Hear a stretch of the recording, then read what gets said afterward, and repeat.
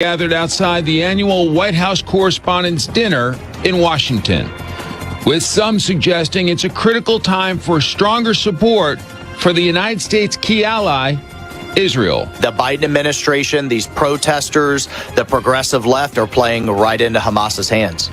Lisa Brady. Fast fashion has a lot of critics worried about human rights and the environment, but they're outnumbered by the fans. It's because people don't care. At the end of the day, in our very beings as American consumers, we like to shop. And I'm Carol Roth.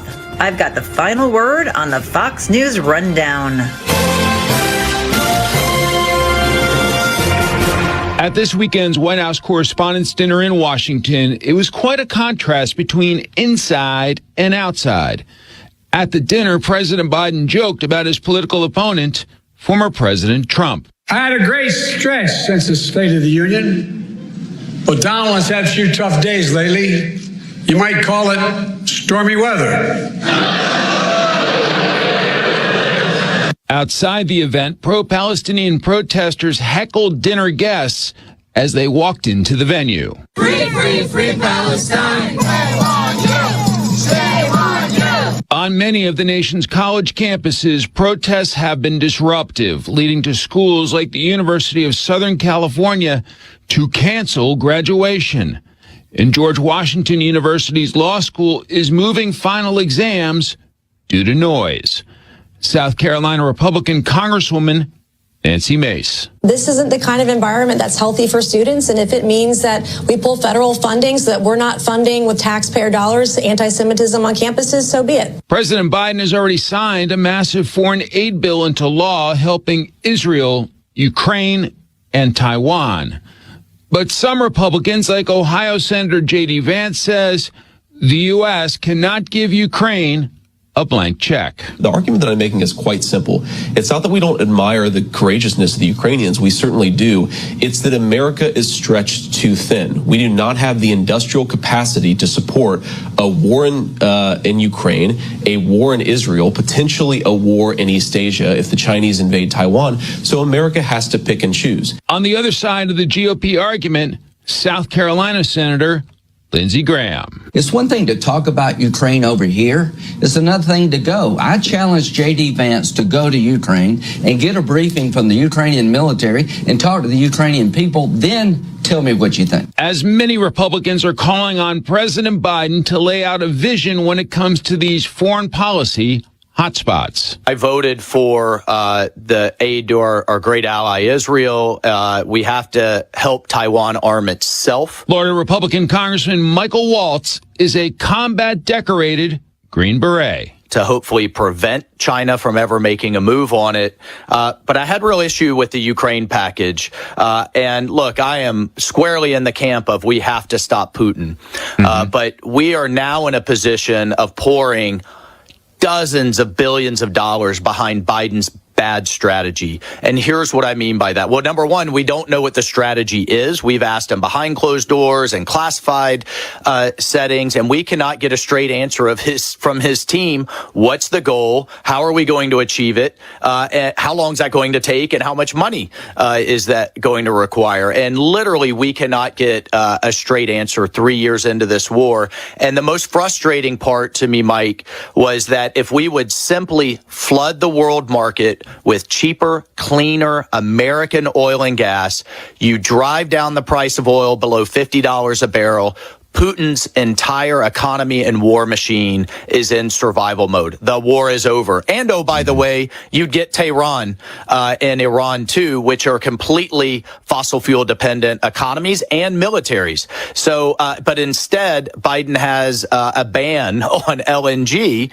And not only is it allowing Putin to sell and not enforcing the sanctions, allowing him to sell just as much oil and fuel his war machine, it's making our European allies move away from American oil and gas as well. It's just ridiculous. And when that provision got removed, I had to vote against it.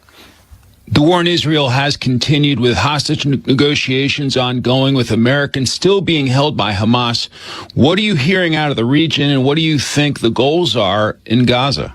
Well, look, the goals are simply you have to destroy Hamas. If you allow Hamas to survive, Hamas has said, more October 7th will happen. Hamas is not interested in a two-state solution. They are interested in river to the sea, which is eliminating Israel and expelling the Jewish people. So I can't imagine the United States would allow someone that's attacking us and intends to attack us to survive, and we should support Israel in eliminating Hamas. Unfortunately, you have an enemy that is of tens of thousands of fighters that is hiding behind 3 million people and are willing to sacrifice its own people to turn world opinion against Israel. The Biden administration, these protesters, the progressive left are playing right into Hamas's hands. Obviously, the conflict in Israel has spilled over into domestic politics with anti-Israel protests popping up across the U.S., especially on a number of college campuses. What do you think of the growing discontent among the Democratic base with Biden's handling of the conflict? Well, and what's so unfortunate is Biden's policy shift now on our greatest ally that we should be firmly standing with. And look, you can have tougher conversations in private. That's fine if you have disagreements. Sure. But in public, to basically signal to Hamas that their propaganda campaign is working by Chuck Schumer calling for regime change, by criticizing the Israelis publicly, by now talking about sanctions on the IDF, which is, again, they have a democratically elected civilian oversight of their military. Hamas is a terrorist organization, and creating this moral equivalence of that Biden has done between a brutal ISIS-like terrorist regime and our ally, I think has played right into the enemy hands. And what he's pandering to is the progressive left in Michigan. And when you have over 100,000 Democrats during a primary in the dead of Michigan winter, Mike, drive after work to go vote against you and register a protest vote, I think that has Biden's political team completely freaked out. But that should not be what's driving our foreign policy. I was at the White House Correspondents' Dinner over the weekend, and protesters were confronting us as we went in and as we went out, really screaming at us, which, whatever. But do you think that these protests are beginning to pose a national security threat? Well, look, we know there's coordination between Hamas and some of these groups. This is why we had to renew the 702 program with restrictions and with reforms. With 300 plus now people and millions of people pouring over our southern border, we have to be able to go after these terrorists. We have to be able to get into their communications. Sometimes you have Americans communicating with them, and that's the part where we had a lot of disagreement on how to deal with that, right? But yes, the FBI director couldn't be louder and clear that he has never seen so many threats. I wish, though, he would just drive down the street and talk to Mayorkas and tell him to close the border. But I fear, Mike, that it is only a matter of time till we have another San Bernardino, another Pulse nightclub type attack. God forbid we have another 9/11. Ukrainian President Zelensky was very appreciative of the new aid his country is receiving from the United States. In multiple interviews, he thanked the U.S. for its ongoing support. Where does this conflict go over the next several months? Do you think that aid will help Zelensky and his team hold off the Russians? Mike, this was part of the frustration. We couldn't even get an answer of how long this will last the Ukrainians. Why 60 billion? Why not 20 billion? Why not 80 billion? What strategy is this resourcing? But Biden's kind of blank check approach is not sustainable. Number one, we have a military that its readiness is decaying, and we have an adversary in China that is outbuilding us in ships, hypersonic missiles, satellites, nuclear ICBMs, and you couple that with bad energy policy that's keeping Russia and Iran flush with cash, and no end in sight in terms of a real strategy. I mean, are we really as a nation going to drive every Russian off of every inch of Ukrainian territory, including Crimea, while we have all of these other threats to deal with? I mean, those are the things we should be debating, not just give me more money or you're somehow pro-Putin. That's a ridiculous false choice. I want to dig in on a point you just made, the worries about China acting against Taiwan. For those folks at home who are not national security experts, what is the importance of being able to fend off Chinese aggression? Well, number one, if you look at the map and China controls Taiwan, they control the shipping lanes and therefore the economies into Japan, South Korea, Southeast Asia, the Philippines. China will essentially then be able to control over 50% of global GDP, and it will be a huge step towards Chairman Xi's stated goal of replacing the United States as a global leader and putting their form of government, a techno-surveillance state, socialism with Chinese characteristics, as they call it, over the entire world. So that's what's at stake. And oh, by the way, Taiwan also produces 90% of the world's most sophisticated computer chips that power our entire economy. And then there's the moral aspect of, are we going to now live in a world where might is right versus the rule of law? And is the United States prepared to cede its global leadership role? So those are all the things at stake. But look, President Trump knows, and I agree, this is going to be won or lost economically. Way before there is any type of military conflict. We've got to bring our supply chains home. We have to arm our allies before a conflict, unlike what Biden did with Ukraine. And we have to have a commander-in-chief that our enemies respect and fear. And we just don't have that right now. Of course, the border is also on the minds of voters heading into the 2024 election. I've talked to some Republicans who seem to think that if President Trump wins, then, Republicans could get serious border security done. But as we know, the outcome of the election could be a Trump win of the White House with maybe Democrats taking control of the House. And so if you have a split government, are you worried the border crisis will never get addressed? Well, just politically, I think if President Trump drives enough turnout, and we already know the Democratic base is not enthused about Biden, I think the House follows the White House. The Senate is on a different map, given it has different states up every 2 years, and I feel very confident about the Senate. So I think if President Trump wins, we have all three. We already know what works. We know Remain in Mexico works. We know negotiating with the Mexican government to put their troops on their southern border works. We know that catch and release does not work. So there are things that are proven. These aren't theories.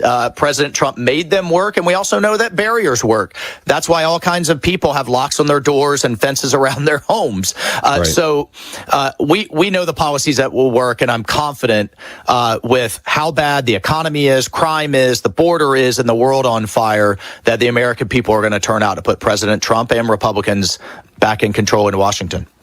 Congressman Michael Waltz of the great state of Florida, thank you for your service, as always, sir, and thank you for your time today. Have a great week. All right, thank you. This is News Talk STL at 101.9, 94.1, and newstalkstl.com. Buying a home warranty is one of the best investments you can make for your home. I know firsthand, and I'm proud to say that Select Home Warranty handles my home warranty needs. So if you're worried about your air conditioning or refrigerator breaking down, your heat, your plumbing, or any other major appliance, you can count on Select Home Warranty to provide you with the peace of mind. Yes, in this day of high costs, I know that I feel better knowing that I won't have to pay large repair fees out of my pocket. Plans start at $1 per day. So call now at 877-HOME. 012 and save $200. Now, in the event your appliance breaks down, I don't want you to worry. Select Home Warranty offers same-day service for repairs, even replacement. So call now. Don't wait for one of your major appliances or systems to break down. Call 877-HOME-012. Just get a free quote. Call today and tell them Brian Kilmeade sent you. Yeah, that's me. 877-HOME-012. Save $200. Tell them Brian Kilmeade sent you. Do not wait. Save.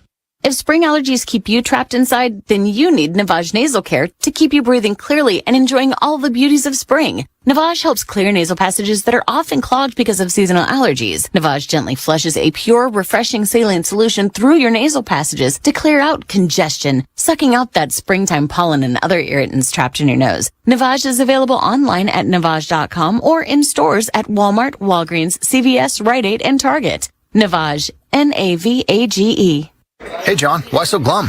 I just got let go. The company's downsizing. This is the third time in the last 2 years. I'm done with this. Have you thought about My Computer Career? I've heard they can train you for a career in IT in just a few months, including cybersecurity and the basics of AI. And you don't need prior training or experience. Now that's a recession-resistant career. Wow, thanks. I'll check them out. Go to mycomputercareer.edu and take the free career evaluation. mycomputercareer.edu. Financial aid is available for qualified students, including Tim Jones and Chris Arps in the afternoon. What new chaos and crises did Joe Biden start over the weekend? We'll discuss at 425 with former U.S. Senator Jim Talent. Red State Headlines at 525 with Susie Moore. Tim Jones and Chris Arps. Weekdays at 4 on News Talk STL. Springtime in St. Louis means one thing. That's right. Golf is back, baby. Whether you're a beginner or a scratch golfer, you're sure to enjoy your golf experience at Sugar Creek Golf Course. Sugar Creek is a scenic and challenging course and well suited to golfers of all abilities. Located in High Ridge, just 10 minutes from 270 and Gravois. At Sugar Creek Golf Course, our courteous and professional staff has one goal: to make sure your golf experience is enjoyable.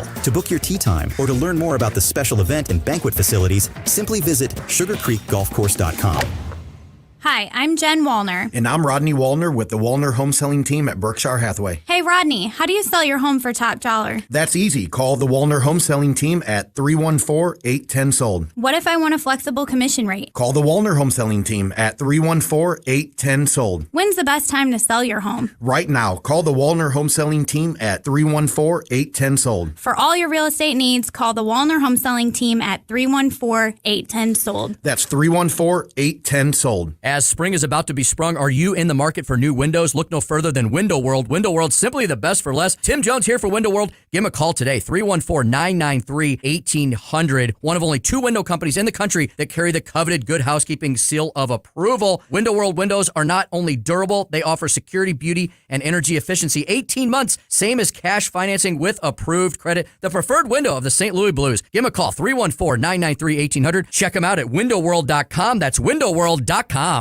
Man, what a great party you're throwing here. This wasp nest is great. Yeah, man, we got about 70 wasps in here. Too bad we can't fit any more wasps in here. It looks like they're having fun outside, stinging all the kids. Oh, man, who just pulled up? Oh, no, it's the pest control company again with those green wheels. They seem to kill every one of my parties. This is Derek, the owner of All Solutions Pest Control. Give us a call today at 636-486-7888. Learn more about our special $67 offer. You can visit us online at allsolutionspestcontrol.com. If a pest-free home is your goal, call All Solutions Pest Control.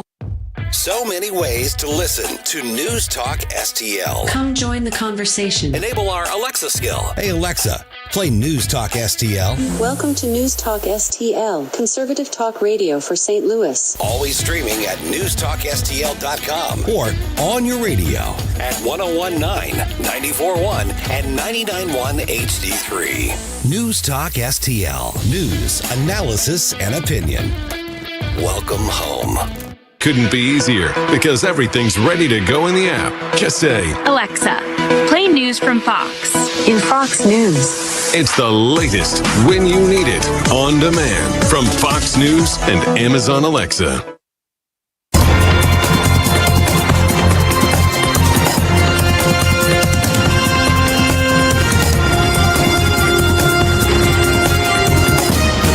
Now, a look at what's happening from the Fox News Rundown.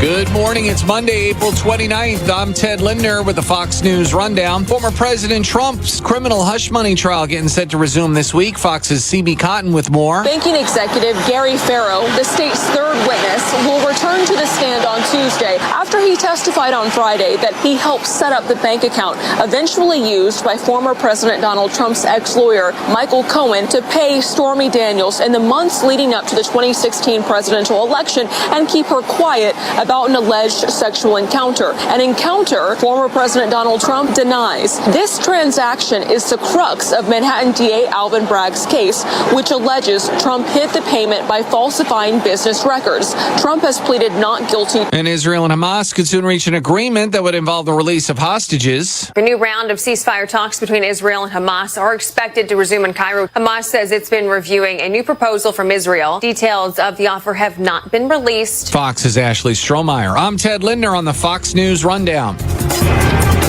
This is the Fox News Rundown. This is News Talk STL at 1019, 94.1 and newstalkstl.com. On the next Larry Connors USA. Here we go, another day in court for Donald Trump. And of course, how much longer will this continue? All of that and more today. Larry Connors USA. Now weeknights 6 until 8 on News Talk STL. Seavers JCB has amazing deals on JCB mini excavators ranging from 2 tons to 10 tons. It's your choice to take 5 on one of these great offers. 0% financing for 5 years or up to $5,500 cash rebate and a 5-year warranty. See terms and conditions for details, but don't wait too long. These offers are for a limited time at Seavers JCB, and check out their full line of industry-leading JCB equipment. Check them out online at seaversjcb.com. Caring for a loved one is stressful. It's an emotional time, and we want our loved ones to get the quality of care they deserve. But the cost of long-term care is expensive. In the St. Louis area, it could be $60,000, $70,000, or even over $100,000. Can your savings handle this added expense? Fortunately, News Talk STL listeners have an expert right here. Financial strategist Chris Cooper of Serenity Wealth Management shows families tax-efficient strategies to fund care needs.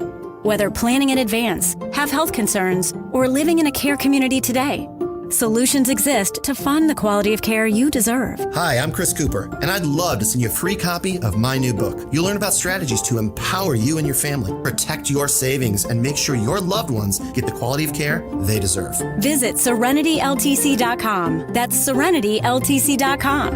Investment advisory services offered through Alphi LLC, SEC-registered investment advisor. Insurance and education services offered through Serenity Wealth Management. The Vic Porcelli Show. If it's radical to want to continue to cut and rein in the size and scope of our ridiculously engorged government, then you call me a radical every day from Sunday. If it's radical to cut taxes, give children and parents the choice of getting a great education, then call me a radical. Tim Jones, new radical. Vic Porcelli, live and local weekday mornings at 9 on News Talk STL. The O'Reilly Update, brought to you by Seavers JCB. Visit them at their St. Peter's location. Bill O'Reilly here, and I'm warming up. Stand by for the O'Reilly Update Morning Edition. But first, if you own a vehicle with less than 200,000 miles, listen up. CarShield is a low-cost monthly vehicle protection plan now available to you. This protection plan is at an all-time low price. Please call 800-925-7584 for a free quote. Drivers who activate today will also receive free roadside assistance and towing at no additional cost. That is 800-925-7584 right now. On this Monday, you may have heard that the Supreme Court is deliberating over presidential immunity. Now, this is a very, very important case for all Americans. It's basically a legal system that would allow a president very wide latitude to conduct affairs while in office and not be held accountable for what he does after he leaves office. Let me give you an example, very vivid example. You know, I wrote the book Killing Lincoln. Well, during the Civil War, Abraham Lincoln suspended habeas corpus. That means he ordered Union troops to break into any house they wanted to break into and arrest people without warrants, and the people didn't get lawyers. Well, the Supreme Court told Lincoln, stop it, you can't do it. Lincoln defied the court. Now, at the time, obviously in the middle of a civil war, but after that, after the North won, there wasn't even a whisper of holding Abraham Lincoln accountable for his actions. That's what's in play now. President Trump and his lawyers say that on January 6th, he was carrying out his duty by telling the nation he thought the 2020 vote was a fraud. And he had a right to do that without being prosecuted as he is being now. That's what the Supreme Court will decide probably by late June. Back in a moment. You can now watch new episodes of the No Spin News live on Samsung TV Plus. Tune in each weeknight at 8 p.m. on the First TV for breaking news, honest analysis, and the best election coverage in America. Please join me, Bill O'Reilly, at the First TV, now available on Samsung TV Plus. Start watching today on your Samsung television, Galaxy devices, or the Samsung TV Plus mobile app. Check out the No Spin News each weeknight at 8 p.m. on the First TV, Samsung TV Plus. That is the Morning O'Reilly Update. More analysis later on. From the Michael's Flooring Outlet Weather Center. After overnight storms and a few morning showers, clouds break up as we head into the afternoon. Still, could see a pop-up shower or thunderstorm this afternoon, mainly south and east of St. Louis, but it's a low chance. Highs in the mid-70s today. We cleared tonight, and with calm winds, let's watch for some fog development. Could be thick in a few spots early Tuesday, down to 56 for the low. But tomorrow's mostly sunny, fairly warm too, up to 82 Tuesday afternoon. That's your First Alert forecast. I'm meteorologist Matt Chambers. Staff Sergeant Mark Anthony Madrid. Sergeant Samantha Cowell. I'm Staff Sergeant Alex Staff Sergeant William Lewis, and I am proud to defend my family and our nation. The Air Force Reserve is part of the story of this great nation. I'm grateful that I have a chance to wear the uniform of the heroes that went before me. I'm proud to be part of a team that helps make a difference in the world. Every day, men and women from communities across this nation serve as reserve citizen airmen. Even as technology evolves and changes, our commitment to defend and protect this nation remains steadfast. We celebrate those who have served and those who are proudly serving. We celebrate our proud history and look towards an exciting and uniting future. Our mission is to fly, fight, and win in air, space, and cyberspace. And I am proud to be a member. And I'm proud to serve in the United States. And I am proud to protect our country. Proud to serve in the U.S. Air Force Reserve. Whether at home or at work, you're mobile. So when you're mobile, stay mobile. Keep St. Louis's home for conservative talk with you wherever you go. Download the News Talk STL app in the App Store or at newstalkstl.com.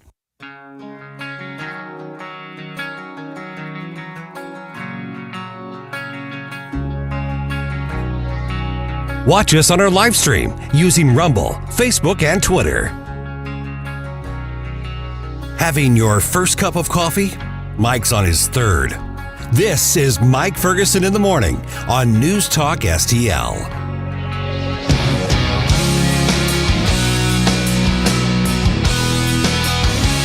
Will the establishment come out on top, or will conservatives get more wins in the Missouri legislature? Yeah, I honestly don't know the answer to that. Hey, I'm Mike Ferguson. Thanks for making News Talk STL part of your day. We've been telling you the countdown is on to the end of the session, and we've also been telling you from the beginning of the year that this is what was likely going to happen. Having a great big Republican majority does not necessarily mean we're going to get a lot of good conservative stuff done, although some things have been successful for the conservative movement in Missouri. So it's put up or shut up time for Republicans in Missouri. We're going to have an update on what's happening in the legislature just a little bit later on. More immediate right now. We visited with Steve Rupp from the Missouri Right to Life. He was in studio with us on Friday. Here's what's going on. We've got less than a week before the petition deadline is here. And what that means is the group of people who are out all over the state, hired guns, trying to get a question on our ballot to change Missouri law, to change Missouri's constitution into one of the most radical pro-abortion documents in the country.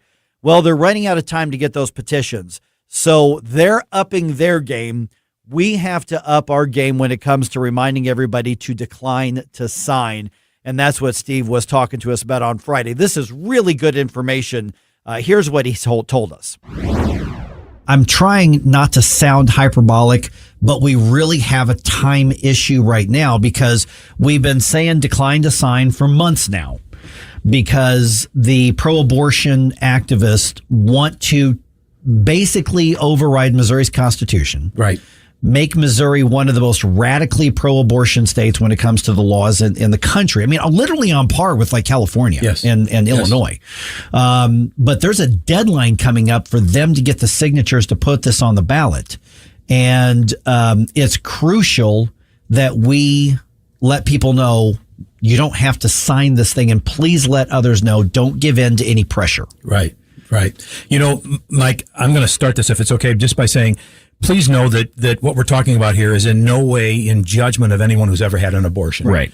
This isn't about looking backwards. This is about looking forward and helping women and people that are considering abortions to avoid the consequences of abortions, the physical consequences, the emotional consequences, the spiritual consequences. Mm-hmm. That's what we're trying to do, is to try to help women going forward avoid those consequences. So, and we have a deadline looming on May 5th. Right now what's happening is there are paid canvassers all across the state of Missouri collecting signatures. They're getting paid $35 an hour to go out and collect signatures. And the money's coming from out of state. It's coming from California. It's coming from New York. It's coming from Washington, D.C. to change the Missouri Constitution. This is our Constitution. It's not their Constitution. And they're paying these people to come in here from all over the country to change our Constitution, to take us literally 180 degrees from where we are. We have a virtual ban on abortions in Missouri right now that was hard fought. We worked for 50 years to be able to create a ban on abortion in the state of Missouri. This would flip that completely on its ear. And abortion would be available for all 9 months of pregnancy. There would be virtually no restrictions on abortion if this initiative petition passes. And they're collecting signatures. They need about 172,000 signatures across the state. And they're collecting them feverishly because the May 5th date is coming up very quickly. It's next Sunday. And that also means that they really, because I've done petition drives before, in other states, and you need a lot more than that number because there will be many that aren't valid. And so that's just part of the mathematical formula that's out there. But it's interesting. Some of the local media did a fact check, like, where's the money coming from? And they even confirmed it's something like 85% of the money is from out of state when it comes to this is an abortion activist target right now. And so we don't know how many signatures they have. Their actions and what they're saying and what they're not saying seem to indicate that they're not sure they've got enough right now. So tell me about the kind of renewing the messaging of why we need to have the decline to sign messaging out there in front of some people, because there's going to be a lot of high pressure on a lot of people right now. There is right now. I was at the Lake St. Louis farmers market last weekend. And I found I went out there because we had a tip. The Missouri Right to Life has a tip line that you can call in and say, hey, there's a canvasser at the Walmart in Ferguson. Mm-hmm. And we have coordinators in all 114 counties in the state of Missouri. And those coordinators will get their volunteers to go to that location and hold up these decline to sign signs. And I did that at the farmer's market. I found this woman who was collecting signatures, and we ended up developing a really pretty good relationship because she didn't know the truth. Sure. And I was able, and I was not there to yell at anybody. I wasn't there to scream at anybody. I was just holding up the sign and handing out these decline to sign information brochures.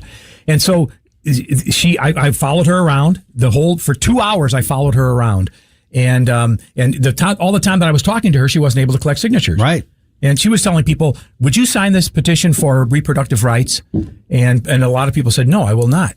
And the people that said no, that's not nice. And they were friendly and they were nice. Mm-hmm. And the people that were signing them, and I said, ma'am, please don't sign this. Know what you're signing. And this is going to enshrine abortion in the state of Missouri's Constitution. Know what you're signing, but you can come tomorrow and sign, but go home and do your homework. And here's some information to help you do that. And many of them didn't sign. Now, the ones that did were very angry. Oh, yeah. They yelled at me and cursed at me. Sure. And they went ahead and signed. I'm going to sign this. And it was, so there's so much anger on the other side to be able to kill innocent children, because abortion is the intentional taking of an innocent human life by violent means. Every abortion is a violent act.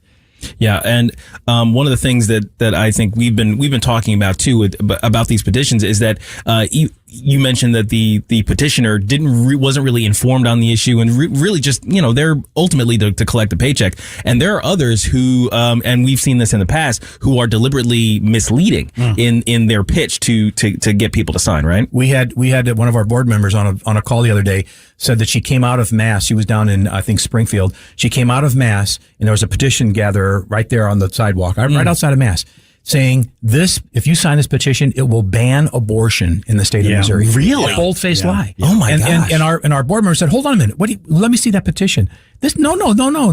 You're lying. This petition will enshrine no. This is going to ban abortions. Yeah. And we talked to Jay Ashcroft, the Secretary of State. He said they are not held to the truth. Right. No. The burden lies on the person that's signing it, not on the person who's collecting those signatures. They can say anything they want, and they do. Right. Wow. To the tune of. See, and that's why we said early on this year, just declined to sign everything because this is so important. There are some other petition ideas that weren't that bad out there, but we said, listen, just don't have any confusion. Petition gatherers, I mean, they're hired guns. Right. There could even be somebody, who ostensibly is pro-life personally, but they're like, I got to pay the rent.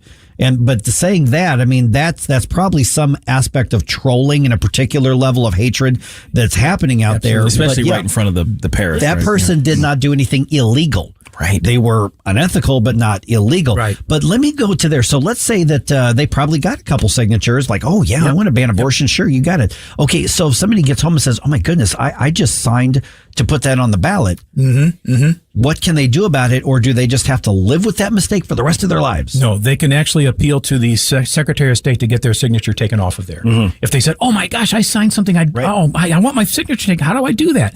We've got, you can go onto the Missouri Right to Life website, MissouriLife.org, and there's information on there. How do you withdraw your signature from a petition? And it's really very simple. All you have to do is have a sworn statement, and it should be notarized. It doesn't have to be notarized, but we talked to Jay Ashcroft again about this, and he said a notarized petition that you want your signature taken off of there is solid. That's a solid sworn statement versus me swearing that you are you. And that might get thrown out. So you don't have to have it notarized, but it's probably best to do that. And then you just send it to the Secretary of State. But you've got to do that before the signatures are turned in on May 5th. Okay, After so that, time is of the essence. Yes, time is of the essence. So there's going to be a flurry of activity this weekend. Yes. We know that. Yes. I mean, the 5th is, what's the 5th? Thursday, Friday, something like that, coming up here. Saturday. Or Sunday. Sunday's the 5th. Sunday. Yep. Sunday the 5th. Okay. Oh, that's right, Sunday. And so this weekend, though, there's going to be a flurry of activity. There already is. Oh, my goodness. So we've got to get this word out. But like you said, you don't have to, we're not calling people to get in people's faces and argue and yell. People don't like the conflict. Right. Very simple. No, thank you. You don't have to win them over. You don't have to, but it's important that people understand what's at stake right here. And it's also important that we let others know about it. So for those who are saying, yeah, I won't sign, I don't want to get, but what's the right messaging to tell your friends, your colleagues, your coworkers, the other people in your church or wherever it is? Hey, beware of this, especially knowing that they're willing to stoop to any dishonest level whatsoever to get those signatures. Yeah, it's really just a simple decline to sign. Yeah. Just don't sign. And you said it earlier, any of the petitions, because they might be collecting signatures for this and saying, oh, this is for education. Right. Because they're not held to any standards. Protect women's health care, right? We've heard that kind of stuff, right? Yeah, exactly. And so in any event, we just say, please decline to sign. Tell your friends to decline to sign. Get on your Facebook account. Get on your email account. Send it to everybody. Please don't sign, because you're right. There's going to be a huge flurry of activity this weekend to be able to get them over the hump on the signatures that they need. Now, you mentioned a tip line also to let people know when you see a petitioner out someplace that you can call this tip line and somebody will come out with a stop abortion, decline to sign sign and be able to talk to people the way you did at that farmer's market. So what is that? What is that number? 417-413-4134. And Gabe has taken down the notes. We're going to publish that as well, and that's for anywhere in the state. That's a Springfield anywhere number. in the state. Yeah, this is happening in every corner of the state. What's the number again? It's 417-413-4134. I will put that in our social media. Yes, we'll publish this on our social media platform so people have that. Interestingly, the abortion industry has gotten a hold of our tip line and have called our tip line and tried to flood it with false information. Wow. Just to spread you out. And they have said some of the most vile, and disgusting things that you can imagine to our office staff that are taking these tips are hearing the most vile things that you can imagine. Mm-hmm. It's just awful. That does not surprise me, though. Well, I have another hot take. This movement is demonic. And I think it's expressed in the way people if you heard some of the things for it. that are on that line, you would say exactly the same spiritual thing. warfare. It's demonic. Yeah. Okay. So we've got a week left for the deadline. Right. The fact that I'm not saying that I'm sensing panic on the other side, but clearly there's concern on the other side because they're ramping up, which tells me they haven't hit the numbers that they wanted to hit at this point. We're making that assumption, but because of the urgency that they're showing, but we don't know. Nobody knows. We'll know on May 5th, or sometime right after that. So somebody may say, well, boy, that's a little bit of trouble to go get my thing notarized to have my signature withdrawn, but it's worth it, especially if it's that close. Yeah, you can go to the UPS store and get your thing notarized. I mean, it's very simple to get. Your next door neighbor might have a notary. Yeah. And then let's give out your all's website, MissouriLife.org. We're going to get things going with that first morning news dump of the day coming your way here in about 2 minutes and 13 seconds right here on 101.9 and 94.1 News Talk STL.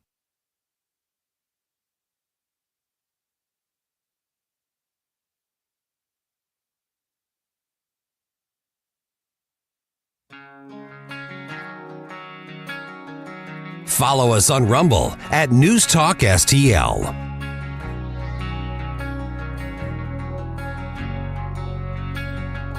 Get up, St. Louis. It's Mike Ferguson in the morning.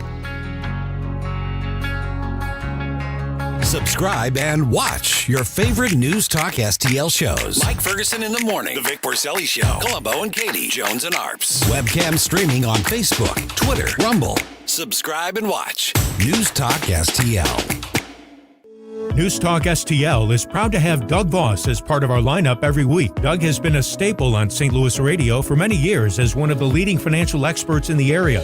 You can hear Doug and Safe Money Radio 3 times every weekend on News Talk STL. And in case you miss anything, you can check it all out at DougVossSafeMoneyRadio.com. What else do our listeners need to know, Doug? Simply put, I focus on helping pre-retirees and retirees build, preserve, and protect retirement assets, and I've been helping my clients solve their insurance and financial needs for the past 33 years. I also strive to educate my clients on how to prepare for retirement, minimize the impact of market volatility on their assets, and deal with the challenges of increased longevity. Call me today at 844-676-SAFE. That's 844-676-7233. Doug Voss is a registered representative. Securities offered through DHL Securities, LLLP, member FINRA and SIPC. Now you can fly anywhere in the world and pay discount prices on your airline tickets. Book a flight today to London, Paris, Madrid, or anywhere else you want to go and pay a lot less guaranteed. Call the International Travel Department right now at Low Cost Airlines. 800-515-2397. 800-515-2397. That's 800-515-2397. This is so stupid. St. Louis's. Okay, I'm hanging up on you now. Place to talk. News Talk STL. Hi, it's Randy Tobler here. Pour a big cup of coffee and catch my show every Saturday morning from 6 to 9. Right now, it's back to Mike Ferguson in the morning here on News Talk STL. Wake up, America. It all worked out. They got all the news. The Morning News Dump. All right, WashU decides that they don't want anti-Semitic bigots camping on their pretty lawn, and they actually have them arrested. Like, a lot of them. Yeah. Multiple St. Louis politicians voiced their support for the bigots and, by default, for Hamas as well. And some folks from out of town, like Jill Stein and some others. Yeah. This was a mess. I'm not praising WashU because they have a culture that brings this stuff to it, but we'll get to that. Get your thoughts on that as well. This turned out to be a much bigger deal than I thought it was going to be late last week. Also, it's official. Red light cameras are on their way back to the city, at least until the courts shut them down again. Okay. Good Lord. And it was a beatdown handed out by the Battlehawks in D.C. over the weekend. Boy, it sure was. Oh, my goodness, the Battlehawk. I don't think they'd beaten D.C. before because they were like, we got to get some unfinished business from last year and just put the smackdown on the defenders. It was a close game for maybe a half and a half. Maybe. Into the third quarter, and then the Battlehawks blew it open. They just blew it wide open because they got out to a big lead, like 14, 17-point lead, and then the defenders came back. Yeah. So, and then, the end of the game, they just kept stomping on them. Wow, that was something. All right, 5:51. I'm MIike Ferguson. That's Stel Ponticus.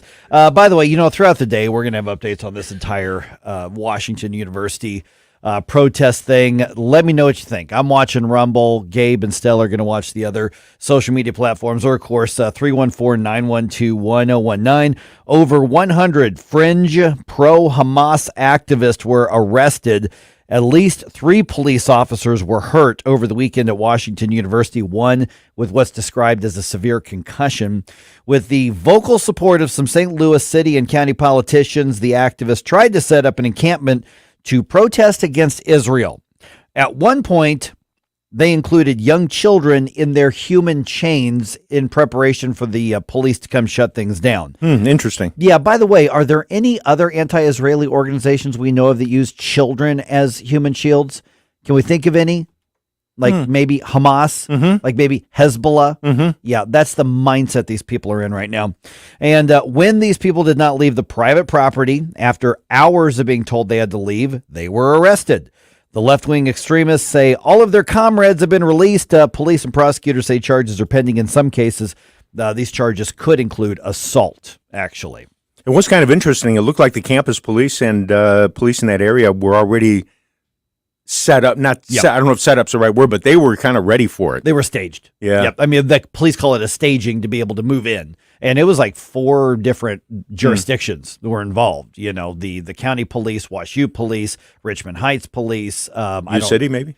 I don't know if U City or Clayton were there, but yeah, there were several. Very, very possible that there were. Okay, speaking of Israel and Hamas, Secretary of State Antony Blinken will be in Saudi Arabia today, meeting with Arab leaders about the war in Gaza. An Israeli foreign ministry official says Blinken will then go to Israel tomorrow, and the talks are going to continue for a potential ceasefire and hostage release deal because the U.S. really wants that ceasefire, I guess, to allow Hamas to reload. I don't know. White House National Security Communications Advisor John Kirby was on This Week on ABC with an update. Hamas has not fully rejected it. They are considering this proposal on the table. If we can get that in place, then that gives you 6 weeks of peace. It gives you no fighting for 6 weeks, and that includes no fighting in Rafah. And what we're hoping is that after 6 weeks of a temporary ceasefire, we can maybe get something more enduring in place. And after 6 weeks of an enduring ceasefire, Hamas is reloaded and re-equipped and resupplied. We used to have a time in this country where we did not negotiate with terrorists. Apparently, that's completely changed. All right. Let's see here. ByteDance, which is the company that owns TikTok, says they are not going to sell the platform despite that new law that was passed.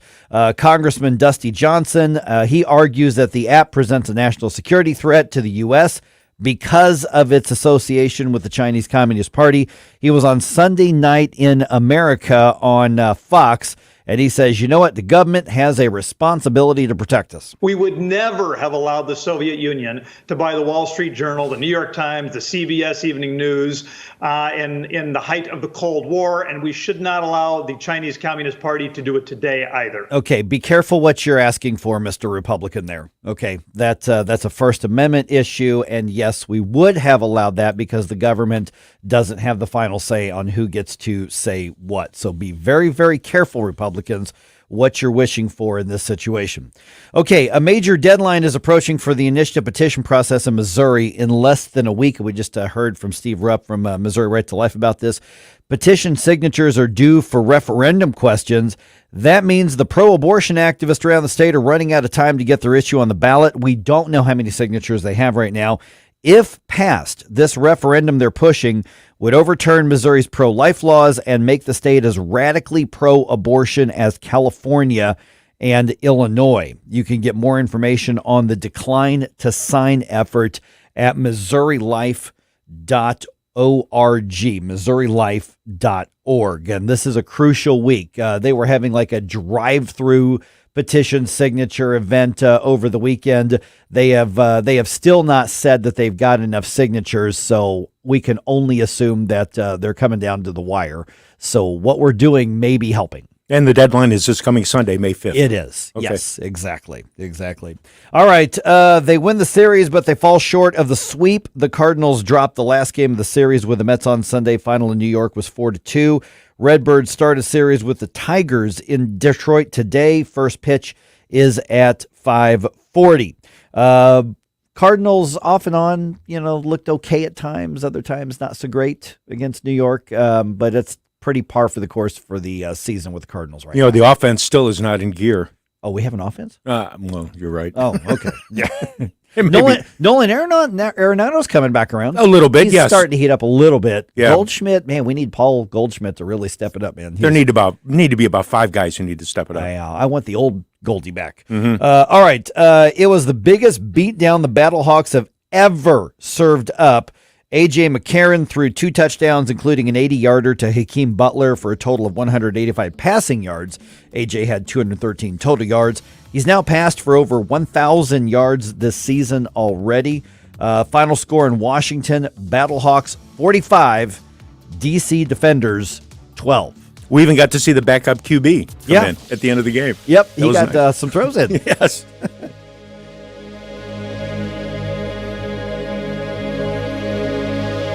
Talk radio made in St. Louis. Very excited for what you guys are doing for the St. Louis community. For St. Louis. Relevant local talk. Saying what we are thinking. This is News Talk STL. No, you guys are awesome. I love you. And it's a tremendous honor to be on the station. News, analysis, and opinion. Thanks for covering the local angle. Come on, people. This is America. We better open our eyes. Really local, really good. News Talk STL at 1019, 94.1, and newstalkstl.com. To all our incredible supporters, we at the David Dorn Foundation say thank you. Your 5-star online reviews that you recently posted are beacons of encouragement on our mission to assist first responders. And a shout out to Steve Katraba, who reviewed us with these powerful words. The Dorn Foundation continues to fill a need in the public safety community and thereby to the public. Steve, your words are more than a review. They show the impact we're making for first responders. To read more strong reviews, Google the Dorn Foundation now.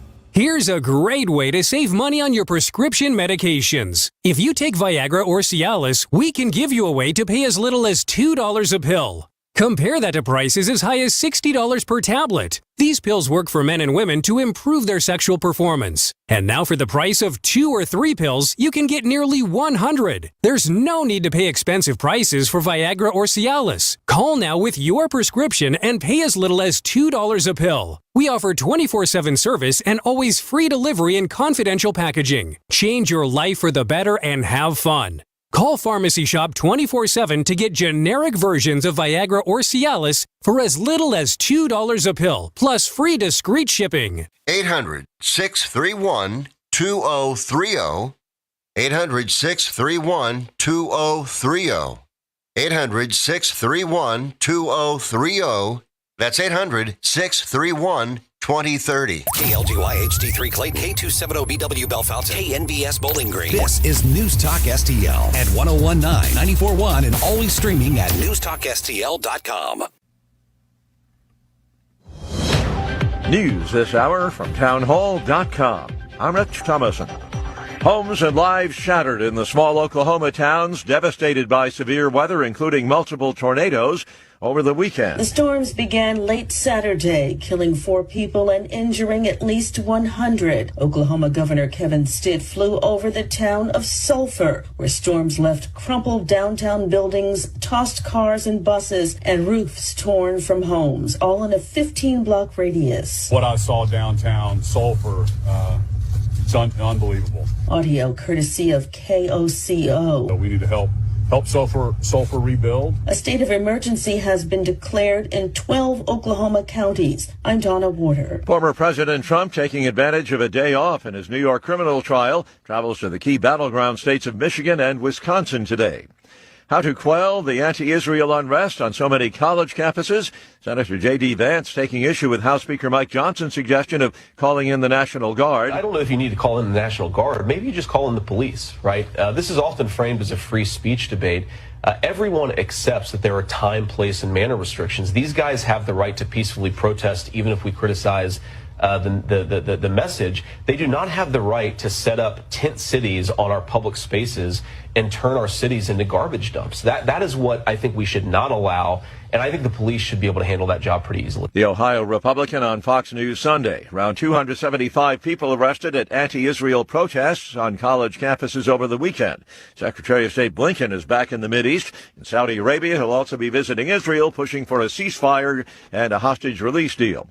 And another container ship targeted by a suspected Houthi rebel missile attack in the Red Sea. On Wall Street this morning, the Dow futures 56 points higher. More on these stories at townhall.com. Relief Factor, pain relief that's natural, pain relief that works, and pain relief that attacks the source of the pain. That's the experience of tens of thousands of Americans who are taking Relief Factor right now. See their incredible video endorsements at relieffactor.com and then order your 3-week quick starter pack for just $19.95. That's less than $1 a day. Find out if it can work for you like it works for me by ordering your 3-week quick starter pack today. Relieffactor.com, relieffactor.com. Be the next success story. A toast to our new college grad who fills us with so much joy, almost as much as when we're in our RV. Oh, the world is your oyster, kiddo, and ours too. Now that we're covered with Progressive, Dad and I can hop in our RV anytime we want. Might even splurge on a retractable awning. Ooh, look out. Sorry, what was I talking about? Protect your loved one with an RV policy from Progressive. Take as little as 4 minutes to see what you could save at Progressive.com. Progressive Casualty Insurance Company. From the Michael's Flooring Outlet Weather Center. After overnight storms and a few morning showers, clouds break up as we head into the afternoon. Still, could see a pop-up shower or thunderstorm this afternoon, mainly south and east of St. Louis, but it's a low chance. Highs in the mid-70s today. We cleared tonight, and with calm winds, let's watch for some fog development. Could be thick in a few spots early Tuesday, down to 56 for the low. But tomorrow's mostly sunny, fairly warm too, up to 82 Tuesday afternoon. That's your first alert forecast. I'm meteorologist Matt Chambers. This hour of News Talk STL is brought to you by Rodney and Jen Wallner and the entire Wallner home selling team at Berkshire Hathaway. Call them today at 314-810-SOLD. 314-810-SOLD. Jewels on Hampton and St. Louis Hills is paying some of the highest prices on gold, silver, diamonds, semi-precious colored stones, coins, flatware, and fine watches on site. Jewels on Hampton is a premier jeweler featuring Alvanza's jewel art designs with an exquisite selection of diamonds, semi-precious stone jewelry, and vintage watches. Their expert design team can restyle your jewelry to today's contemporary style. They also do jewelry and watch repair. Need extra cash? Jewels on Hampton is paying some of the highest prices on gold, silver, diamonds, semi-precious colored stones, coins, flatware, and fine watches. Bring in your collectibles and clocks and sports memorabilia and figurines too. Jewels on Hampton, 4506 Hampton, just 3 blocks south of Chippewa, and jewelsonhampton.com. Call them at 314-752-5000, 314-752-5000, and jewelsonhampton.com. Jewels on Hampton. St. Louis's place to talk. The American people have further lost faith in our governmental institutions. People can decide what they want and how they want to live. News Talk STL. News, analysis, opinion. Mike Ferguson. Just because you're offended, it doesn't mean you're right. Gabe Pfeiffer. I love Jesus. He was my superhero. Get up, can't you hear the alarm? Twitter is like being able to read every toilet wall in the world. Mike Ferguson in the morning on News Talk STL. Get up, this is your cousin God. All right, so not only are a lot of people in the city lawless, so is the government, apparently. Yeah. Yeah, get to that in a second. By the way, News Talk STL's podcast, our on-demand listening, if you haven't already subscribed, please do so. Yeah, what are you even doing? Yeah, and that conversation that we just replayed with Steve Rupp from Missouri Right to Life, that's a good one to go find and send to your friends and your colleagues and people you go to church with and your family. Say, hey, listen to this. This is an important week. Please get the word out on decline to sign. Yeah, not only is it just good information, he provides a lot of info for us, but it's timely. This is of the essence. This is a moment where we actually have to do something. We are less than a week away from that referendum signatures petition deadline in the state of Missouri. The pro-abortion side has not declared their victory. They have not put out their press release saying, we got the signatures needed. And they absolutely would if they did. Oh, yeah, they would. Yeah. So they haven't done that. Now, do they have the raw number? Probably. But the thing is you have to get about 2 times as many in order to guarantee, or at least 150% as many, because you're going to have a lot of bad signatures on there. That's just the reality of it. So they aren't declaring that they've got this yet. And they were doing like drive-through stuff, drive-through petitions and all that kind of stuff. So I think what we're doing is making a difference. So please go grab that one and send that out to everybody that embed it in your social media. Just get the word out. 6:07 right now. That's Gabe. That's Still. I'm Mike. At 6:20. Okay, did you just hear that national, in the information segment, they said about 275 arrests on college campuses over the weekend? Oh, wow. I didn't hear the total number. I'd heard 80 out of WashU. Now it was over 100. Oh, geez. Really? Okay. Yeah, it was over 100. So that was an old headline. Nationwide, there were 275, according to SRN, there 275 arrests on college campuses over the anti-Israel, pro-Hamas, and over a third of them were in St. Louis. Wow. Yeah, so okay. 6:20. Let's talk about that. Keep our rep going nationally. Oh, good Lord. All right. Mayor Tashara Jones is very proud that red light cameras are on the way back to the city. This is an update. Oh, she's happy about the defying of the court orders, right? And the unconstitutional use of technology in the city. Okay, right. Never mind that. Never mind they're illegal and unconstitutional. So she signed the law she signed the bill on late last week on Friday. So she goes out on social media, standing in front of one of the dangerous intersections and is bragging about this. Here's part of what she said. I'm proud to report that after months of negotiations, the Board of Aldermen passed a bill known as the Automated Camera Enforcement Act, and I'm proud to have signed that bill into law earlier today. This bill gives the city and the St. Louis Metropolitan Police Department a new tool to curb traffic violence in St. Louis, to hold drivers accountable and improve safety on our streets. Okay, by the way, we don't have car crashes anymore. We have traffic violence. Yes, everything is violence. Yes, exactly. And it's not a new tool, it's an old tool brought back. Right. Yeah, absolutely. And the reason that they need to bring it back is because the Missouri Supreme Court ruled them unconstitutional. They said you can't do that. Right, because there's like a constitution and a due process aspect of that. But hey, you're paying for this. Here's just another clip of what she said. This is only one of the many ways that my administration is working to improve our streets and make them safer for everyone. Over the next 2 years, you'll see significant upgrades to our major arterial roadways and top crash sites thanks to a $48 million ARPA investment. Yeah, ARPA, remember, is all the COVID spending. Yeah. What does this have to do with COVID? It has nothing to do with COVID.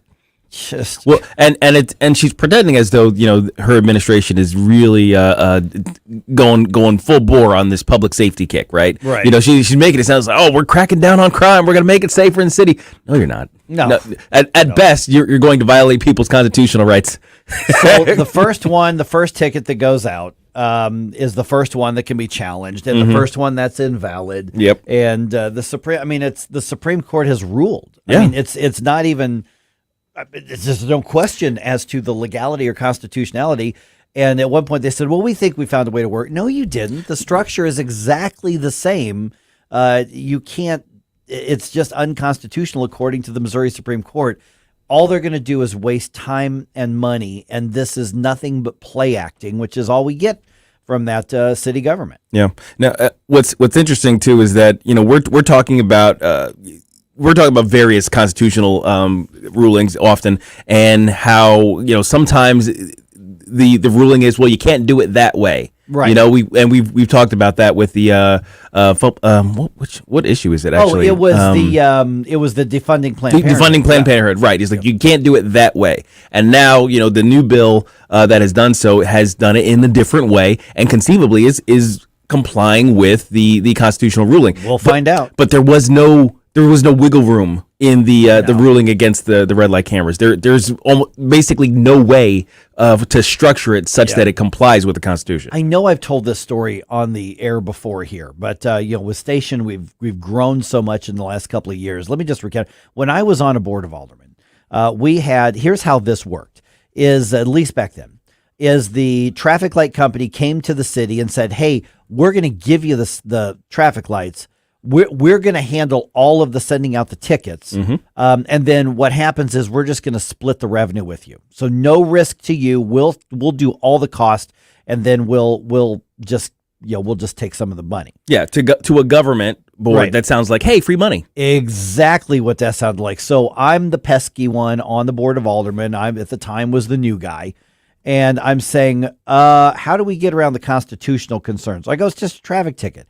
I said, but we have to rewrite our ordinances. You literally have to rewrite the ordinance to assume guilt, requiring them to prove themselves innocent. Well, it's just a traffic ticket. I went, but if it doesn't matter what it is, it's not just anything. You literally are eliminating a constitutional right to due process for anything. And, and so I was one of 2 votes against it, and I lost. They put the traffic camera in, and not too long later, the Supreme Court struck it down for exactly the reasons that I was complaining about. But you know what? That city hall got to keep some money because they had to refund whoever claimed it, and just not that many people refunded it. One of the sticks and carrots is that they said, well, you don't get a moving violation. So if a police officer sees you run through a red light, you get a ticket, and that's a moving violation. It goes reported to your insurance and reported on your license. You get the points and all that kind of thing. With the red light cameras, that none of that happens. You just get a bill for it. It doesn't get reported to your insurance. It doesn't get reported to your license or anything like that. So that's one of the ways they were trying to get around that. So this is going to be struck down. Of course it is. Maybe this year, maybe next year, but it's going to be struck down because it's blatantly illegal and unconstitutional. They just don't care. Yeah, you can't do that. Okay, real quick here, a couple minutes before we got to get to this information segment here. Over the weekend, Ron DeSantis and Donald Trump have a meeting. Their camps are trying to get them to smooth things out. Right. Ron DeSantis got beat by Donald Trump in the primary and the caucuses, ended his campaign, gave kind of a tepid is the right word endorsement. Basically was saying, all right, conservatives take one for the team and support the Republican nominee.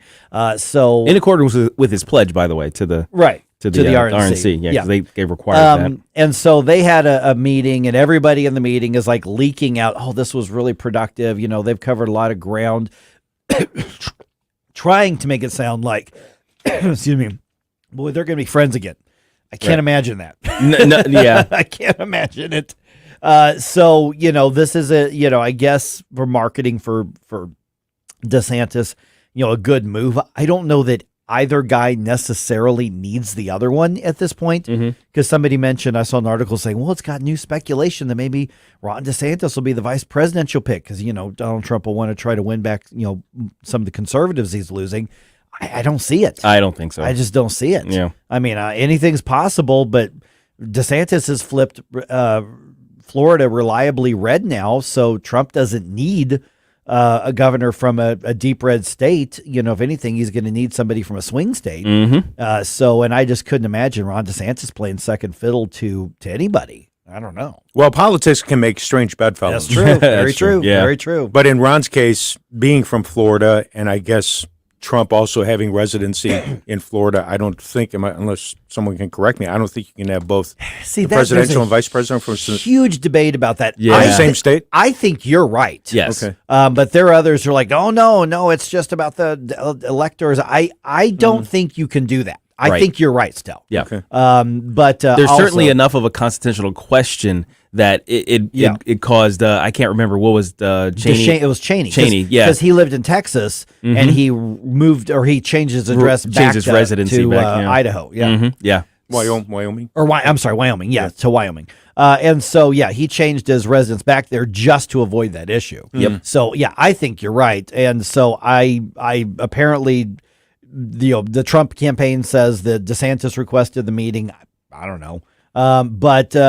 So at this point, I don't know what they smoothed out, what they didn't. Sure. My guess is DeSantis will probably do the bare minimum that he's committed to do because, Trump doesn't have to worry about winning Florida. No, he's got Florida wrapped He's up. going to win Florida fine.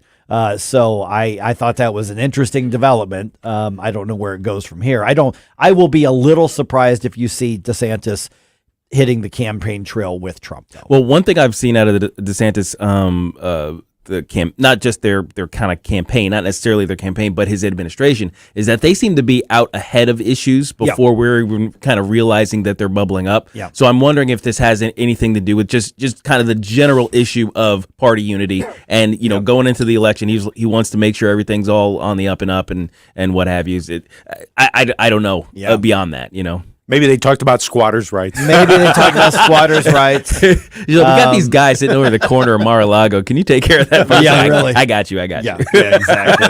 So, I know. I just think that's interesting to see that happened. So. Yeah, it is interesting. Right. We'll see if anything noteworthy comes out of it. All right, the anti-Semitic, the bigoted, protests come to St. Louis, and there were a lot of people arrested. And the fringe lefties are really mad that the police officers were mean. Were they too mean? They were too mean. All right, let's go over what happened. Get your thoughts on that. We'll do that at 6:20 here on 101.9 94.1 News Talk STL. We give you news, analysis, opinion, and more. Only on News Talk STL. Before you blow us off. Get up, St. Louis. It's MIike Ferguson in the morning. Get up, can't you hear the alarm? Get up. Are you fed up with paying too much for lightning-fast doctor visits with too little information? Well, I was too, and decided to create an alternative. Hi, it's Dr. Randy Tobler here, asking you to take a look at no copay, no deductible visits with me and my team. That's Body of Health Direct Primary Care. Let's face it, the system's broken.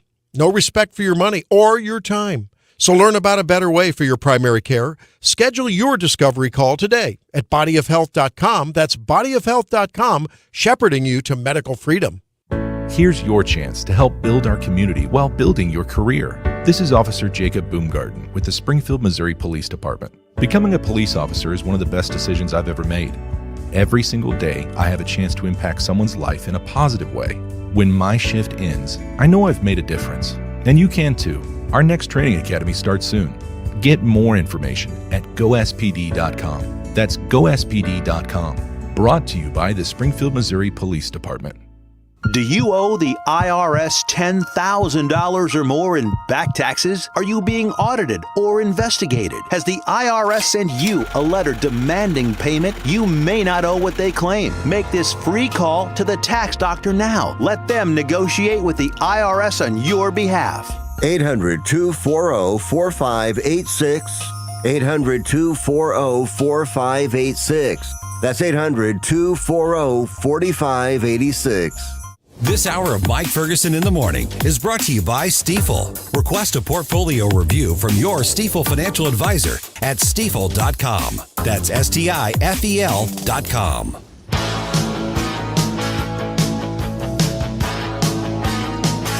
Hi, it's Dan Bongino here, and I'm proud to be on News Talk STL every weekday from 11 to 2. Right now, you're listening to MIike Ferguson in the Morning.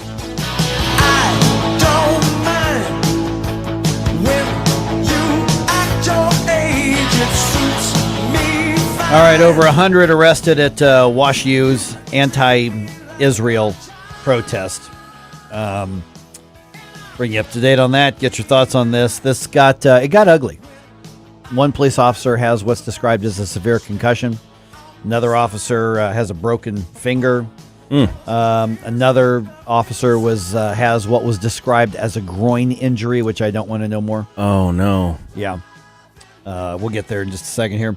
By the way, you're paying for it, so what's next for public radio and other media that's both subsidized and just favored in the marketplace and all the left-wing bias that goes with it? Going to bring you the update on that at 6:35. Let's do that. Okay, we told everybody on Friday, guys, that an anti-Israel, pro-Hamas protest was planned at Wash U over the weekend. I actually didn't... I didn't realize it was going to be as big as it was.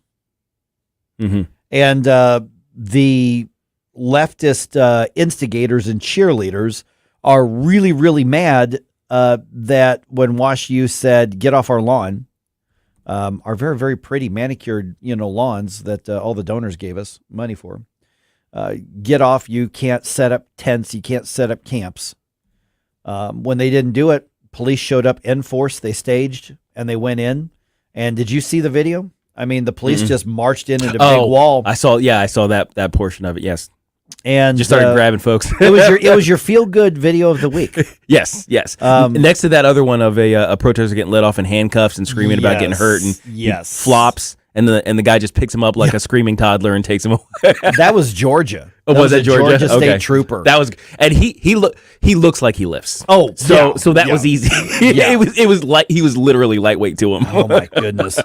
So you're hurting me. You're hurting me. It's like, I don't care. The only thing honestly missing, I got to tell you, and I was struggling this morning because I was getting so angry just rereading all the stories about this. I'm getting to the point where I just hate these people. Yes, I'm with you there. I mean, and I try not to do that. I try not to get to where I hate the people. Yeah, I hate these people. If my wife heard me say that, she'd be really angry with me. Yeah. Well, it's tough. It's tough to allow the compassion to say, you know what, like they're just ignorant or they're just being misled, because that's usually where my compassion goes to, is like, you know what, they're on some level victims of this as well. They're being led astray by whatever Pied Piper has caught their ear. But at some point, it's just like, no, it's my sympathies go away very quickly when this stuff starts stacking up and their behavior just it gets so off the wall. Right, and that's what we were seeing with Wash U. And one, I'm a little surprised that Wash U took the stance that they did, being as left wing as Wash U is. Yeah, and so that now also Washington University has a large contingent of Jewish students, donors, and some faculty as well. And so that may have played a part in this, or maybe they're looking around and saying, we cannot allow what happened at Columbia to happen here. We can't allow what happened in New York University to happen here. We can't allow what happened at USC to happen here. Maybe they just said, this is going to be too insane. We have to put a stop to it. So police officers from multiple agencies went in, and when they marched in, all of these pro-terrorism activists linked up their arms and they braced themselves, thinking that they were going to withstand this. Yeah, they tried to do a little William Wallace hold, but that line. And they just went in and grabbed him. And it's funny, if you look at like the Riverfront Times or St. Louis Public Radio, and you look at all these lefty organizations, they look for the pictures of like the students or the carpetbaggers or like with the pained look on their faces and the screams and being pushed, And I'm thinking, that's the feel good. That gives me the warm fuzzies. The only thing we were missing were police batons over their skulls. Yeah. This may be a controversial opinion, but I've been missing the hoses and the dogs. Coming from me, that's kind of a big deal. Yeah, I think they were obviously misused in the 60s, but I think they could be put to good use these days. Listen to some things now. St. Louis City Board of Aldermen President Megan Green, among the most lefty of all. She's maybe farther to the left than Tashara Jones. I mean, she's there with Cori Bush. She was there like arm in arm with Jill Stein, who's running for president again with the Marxist Green Party. And they decided they were going to appoint themselves the de-escalators and negotiators and mediators. And the police were basically F off. Yeah. Because Megan Green apparently teaches something there at WashU. Oh, really? Yeah, I think she's an adjunct professor, I believe. So she decided she was very important. Don't you know who I am? Right. And she's like, they wouldn't even listen to us. No, you were given a lawful order on private property to get off. And so, I'm looking at all these left-wing politicians, Megan Green, Alicia Saunier, another older critter, Cori Bush. Cori Bush goes on Twitter and says, solidarity with anti-war student activist at WashU. And by the way, on the emojis, she actually posts a Palestinian flag. And she goes on to say, as students exercise their right to protest, I urge university and local authorities to allow these courageous students and community members to continue their practice of nonviolent civil disobedience. Okay, how stupid does this bitch have to be to say something like that? Well, she's very, very stupid. She's quite stupid. And this is evil. I mean, is what this is. And this is, a Palestinian flag. This is a pro-Hamas protest. It is. And the thing is if the students said, we're going to march around campus with our signs and bullhorns, I don't think anybody was going to give them a problem. They showed up with the tents. Yeah. They decided they were going to occupy and take over and claim it as theirs. Well, and here's part of the thing that everybody misses about this whole protest movement. I mean, there's obviously the lawful protest where, according to the law, here's what you can and cannot do in these various areas. And there are plenty of protests that happen all across the country every year that go off without hitch. Nobody's getting arrested. You show up, you do your thing, you got your bullhorns, you got your signs, and then you go home. Now, if it's on the right, you clean up after yourself. But whatever. But when it comes to what they're talking about, the civil disobedience idea, well, that idea is built into deliberately defying the law because maybe you think the law itself is immoral, but taking the consequence of doing so. The civil disobedience isn't just standing on a corner with the bullhorn. That's a protest. Civil disobedience maybe going into a building and laying down and doing your stupid dying thing, but then going to jail because you're trespassing. Right. And here's the thing is civil disobedience is against a government.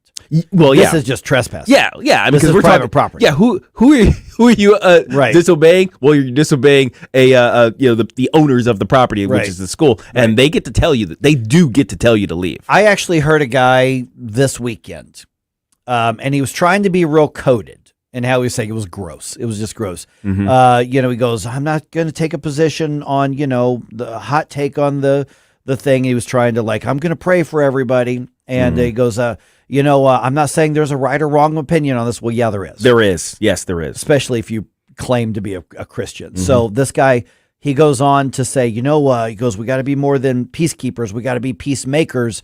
And Martin Luther King said, sometimes you got to be disruptive to make peace. He goes, I'll just leave it at that. Well, who's the only ones doing disruption right now? Yeah. So this guy who claims to be a Christian, that's clear support.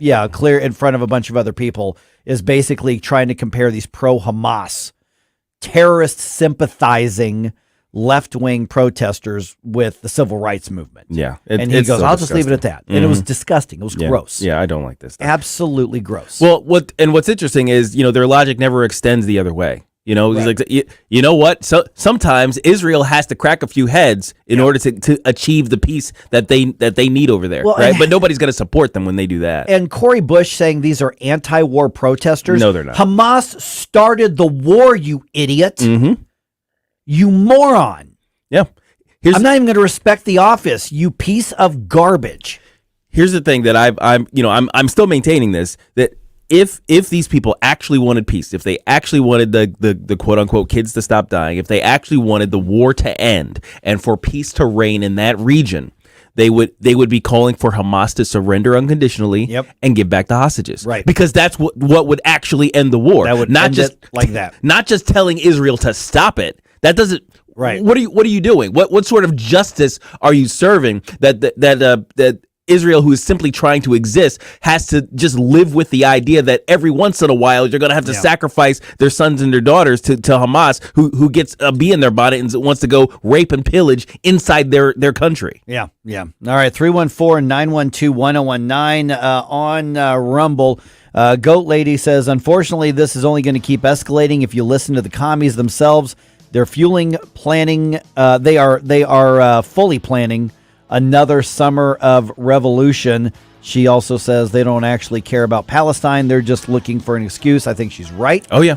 I think we probably are looking at that. Real quick, though, do you think the public opinion has turned against these pro-Hamas, pro-Palestine stunts? I really hope so. I mean, the thing is, if I was already against this, obviously, but my patience has been worn thin, right? Really thin. So if they're feeling it the same way that I am, if they were maybe tepidly okay with this, maybe they've kind of come over Right. to our side at this And point. if they just did their marches and had their rallies and had their speakers, okay, sure. I'll call you out and I'll play a clip of it, tell everybody why you're wrong, why what you're arguing for is evil, but then we have the exchange of ideas and I win because I'm right and you're wrong. Yeah, that's With how- this right how it here, goes. this is a whole other It's thing. so clear. All right. 314-912-1019. This is 1019 94.1 News Talk STL.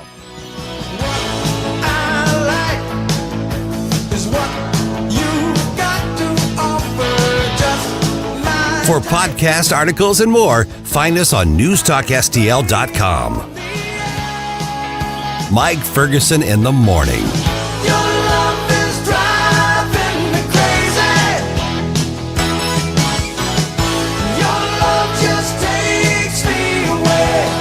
If you find yourself feeling out of place in the world, it's comforting to know conservative values haven't been abandoned everywhere. But I'm not going to turn my dial off for you guys. I really like this channel. This is News Talk STL. Welcome home. From the Michael's Flooring Outlet Weather Center.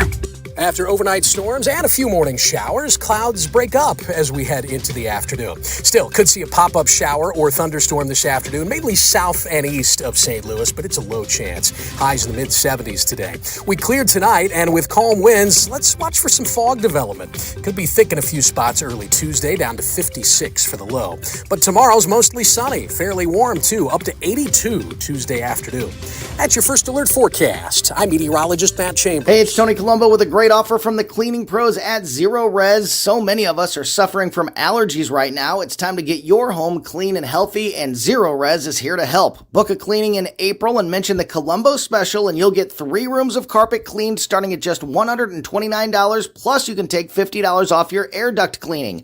Get the jump on spring cleaning now. Just mention the Colombo special when you call 314-474-2020 or book online at ZeroResSTL.com. Looking to get a new carpet, hardwood, or tile installed quickly and efficiently in your home? Look no further than Michael's Flooring Outlet. Michael's Flooring Outlet is a family-owned and operated business with a 30-year history of offering a diverse array of high-quality options in flooring. My parents and in-laws used Michael's to rip up their old carpet and replace it, and they are both happy with the product and installation from Michael's. You can shop at one of their 3 locations in Creve Coeur, Darting Prairie, or St. Peters, or you can check them out at igotfloored.com. That's igotfloored.com. Tony Colombo here for Cadre Asset Management. A cadre is defined as a small group of people specially trained for a particular purpose or profession, and that is the role that Cadre Asset Management can play in your financial journey. Learn more about how they can help secure your financial future by following Cadre Asset Management on Facebook, or just go to cadreassetmgmt.com. Cadre Asset Management is a Missouri-based independent advisory firm licensed under and securities and investment advisory services offered through Founders Financial Securities LLC, a registered investment advisor, member FINRA SIPC.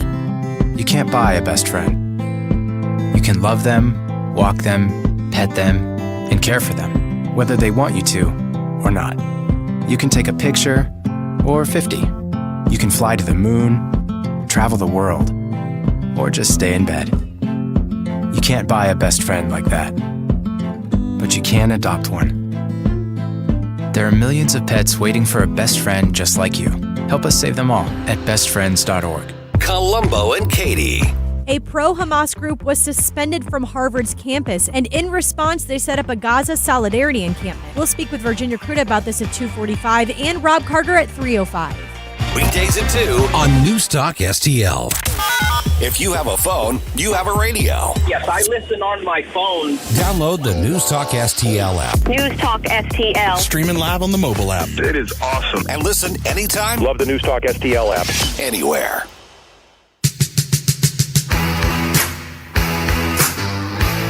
Speaker Tim Jones here. Make sure you listen to the Tim Jones and Chris Harp Show every day from 4 to 6 p.m. But right now, let's get back to our early morning media mogul, Mike Ferguson, in the morning.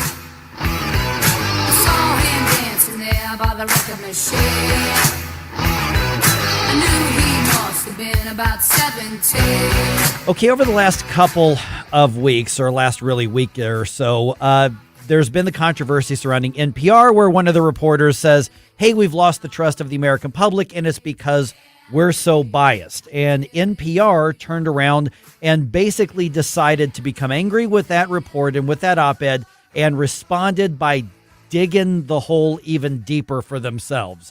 And now, of course, we're learning more about the new CEO's perspective on things. And it doesn't surprise anybody if you follow NPR. It's very far left. So here's the question.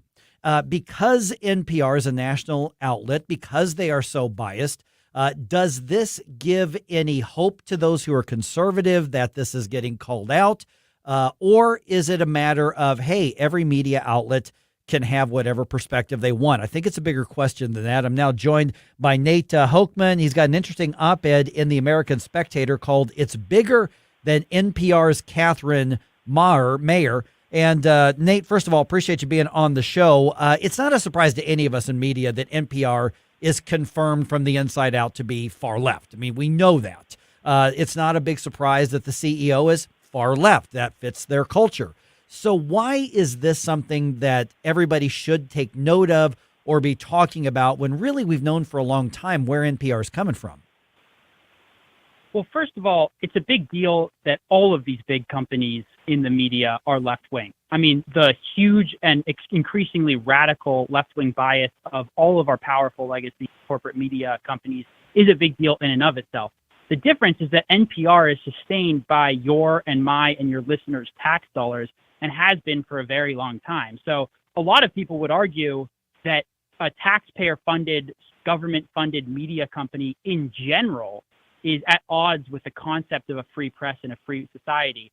But especially when NPR is, as we have seen over the past few weeks in particular, as radical, as left-wing, and as out of touch with the vast majority of Americans as it actually is, there's simply no justification anymore for taxpayer dollars funding their salaries.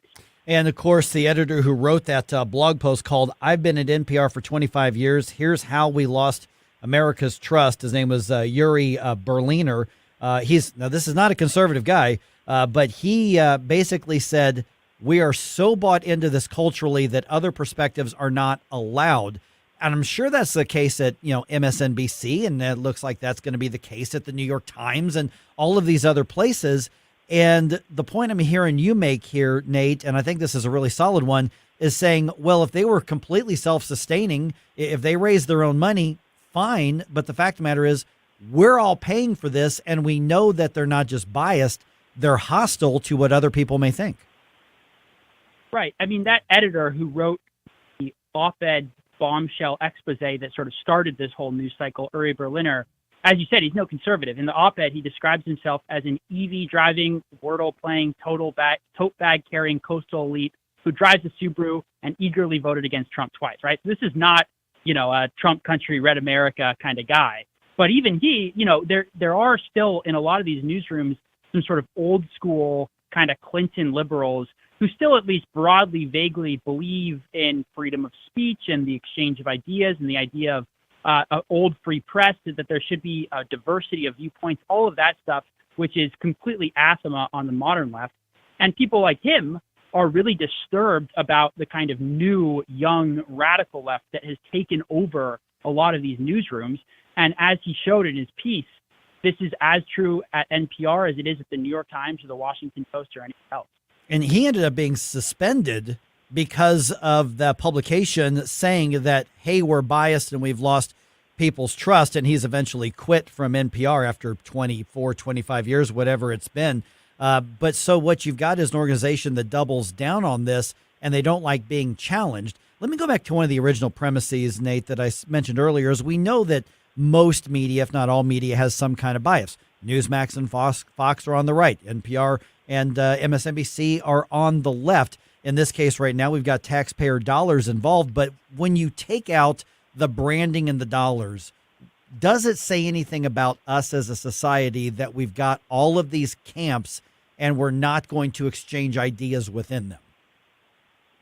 Well, all media has biases, right? The idea of a perfectly objective media is sort of a fantasy because media is run by human beings, and human beings aren't machines. They are people with their own biases, their own interests. They choose what stories they're interested in writing. Even if they want to be fair and want to be unbiased, their own sort of subconscious biases colors the way that they go about things. But the difference is between a good faith journalist who has their own biases and someone who sees themselves as a propagandist or activist is that a good faith journalist at least tries to examine critical information. They at least try to get multiple perspectives in their stories and try as best they can, understanding that they might not get all the way there, to represent whatever they're writing about in a fair, objective, dispassionate way.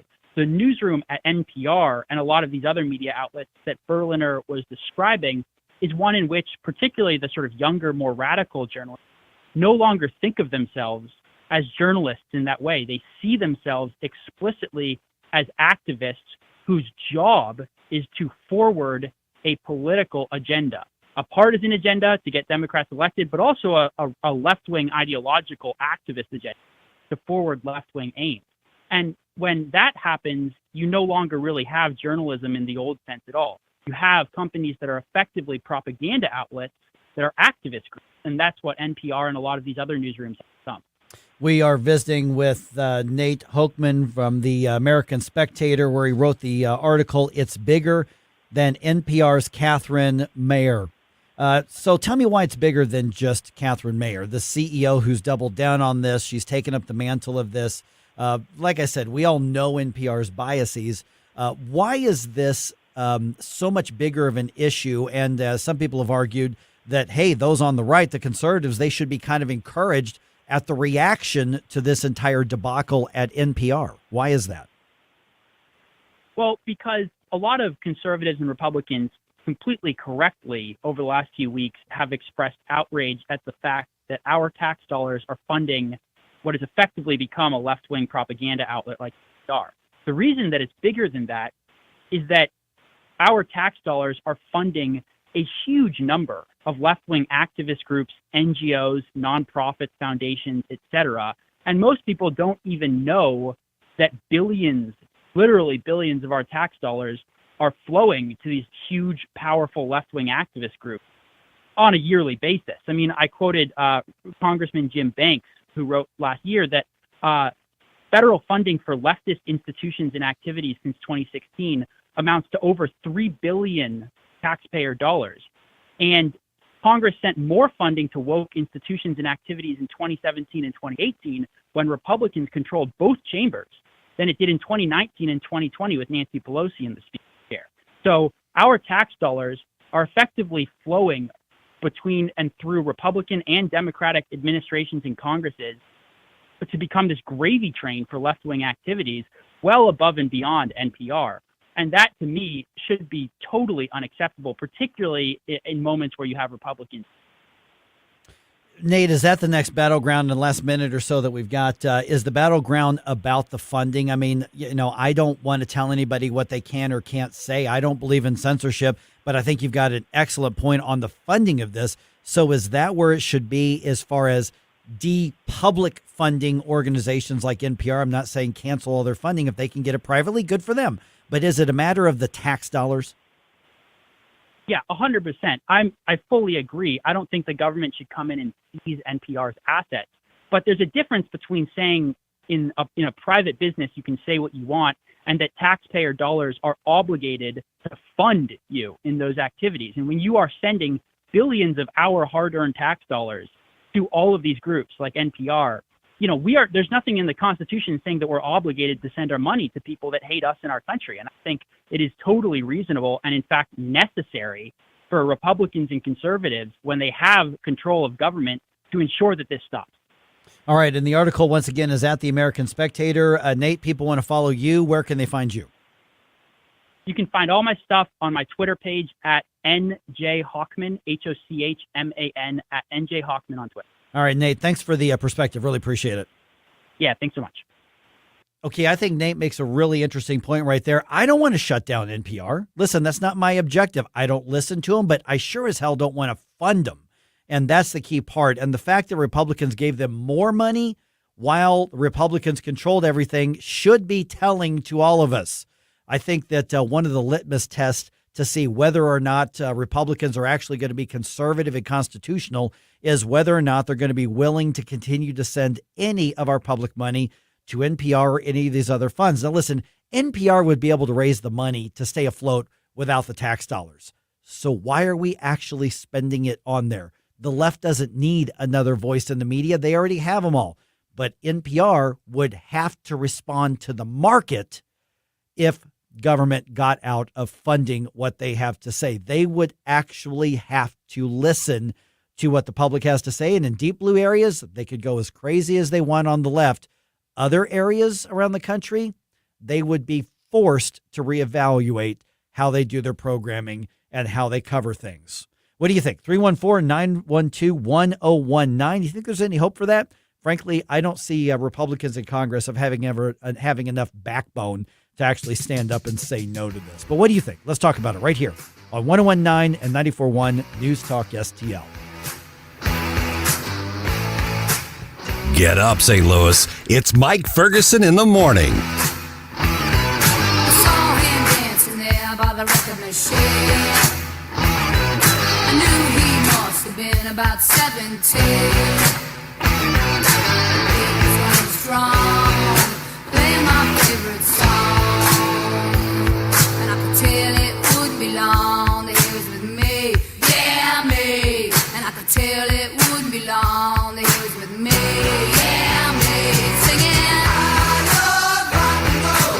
So you got time in the jukebox, baby. I love rock and roll. Because truth matters. Let's speak that truth. Because understanding matters. Let's break this down. With all that's happening, And it's happening a lot faster. what matters most is, The only question that matters here. are you informed? Important issues that are facing this country. Depend on us. The latest events. The information you need Here are the facts. when you need it. We always have great conversations. You guys have a great radio station. 101.9 and 94.1 News Talk STL. Did you guys see the video of that tornado in Nebraska over the weekend? Oh my goodness, that thing was huge. A lot of damage was done. I don't know if very, very many people were hurt, but it just reminds you that you never know when something is going to come and do damage to your home.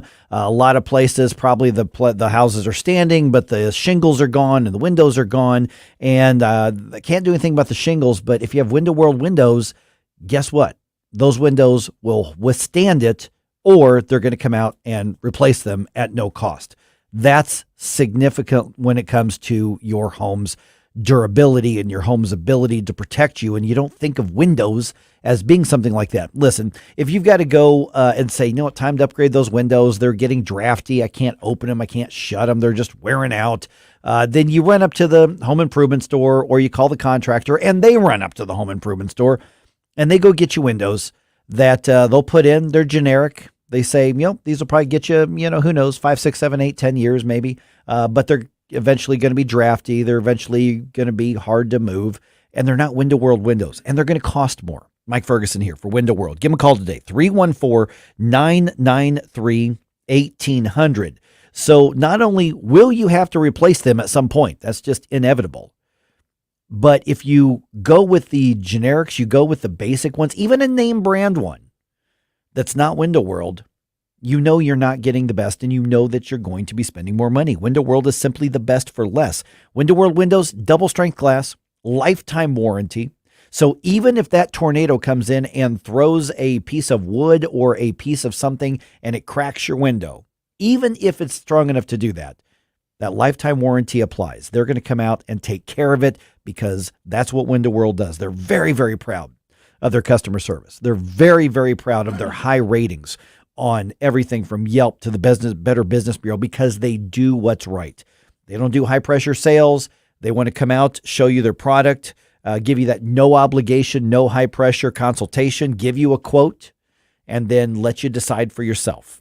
314-993-1800. Over 72,000 customers in St. Louis alone over the last 20 years have Window World windows in them, and every one of them still protected by that lifetime warranty. They are, by the way, the preferred window of the St. Louis Blues. Can't go wrong with that as well. But get that free in-home estimate today. 314-993-1800. Say, Mike was talking about you on the radio. I want to know more about this because it's going to improve the energy efficiency of your home. It's going to improve your security, and obviously it's going to improve the look and the beauty of your home as well. And you're going to spend less money. That's the best part. They are simply the best for less. It seems impossible, but They figured out how to do it. And you're talking to St. Louisans when you call 314-993-1800. Great big warehouse and offices right there off I-70 in Earth City. I drove past it yesterday, as a matter of fact. So give them a call. Once again, 314-993-1800. Window World, simply the best for less. Let them upgrade your home and then protect their part of it for life.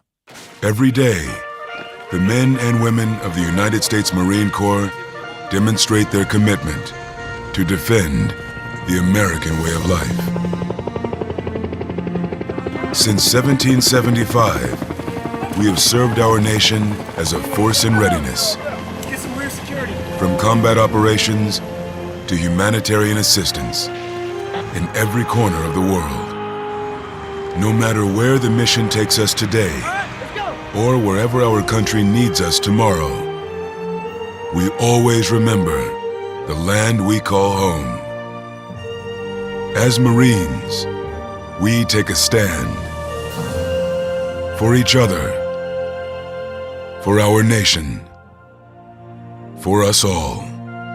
The few, the proud, the Marines.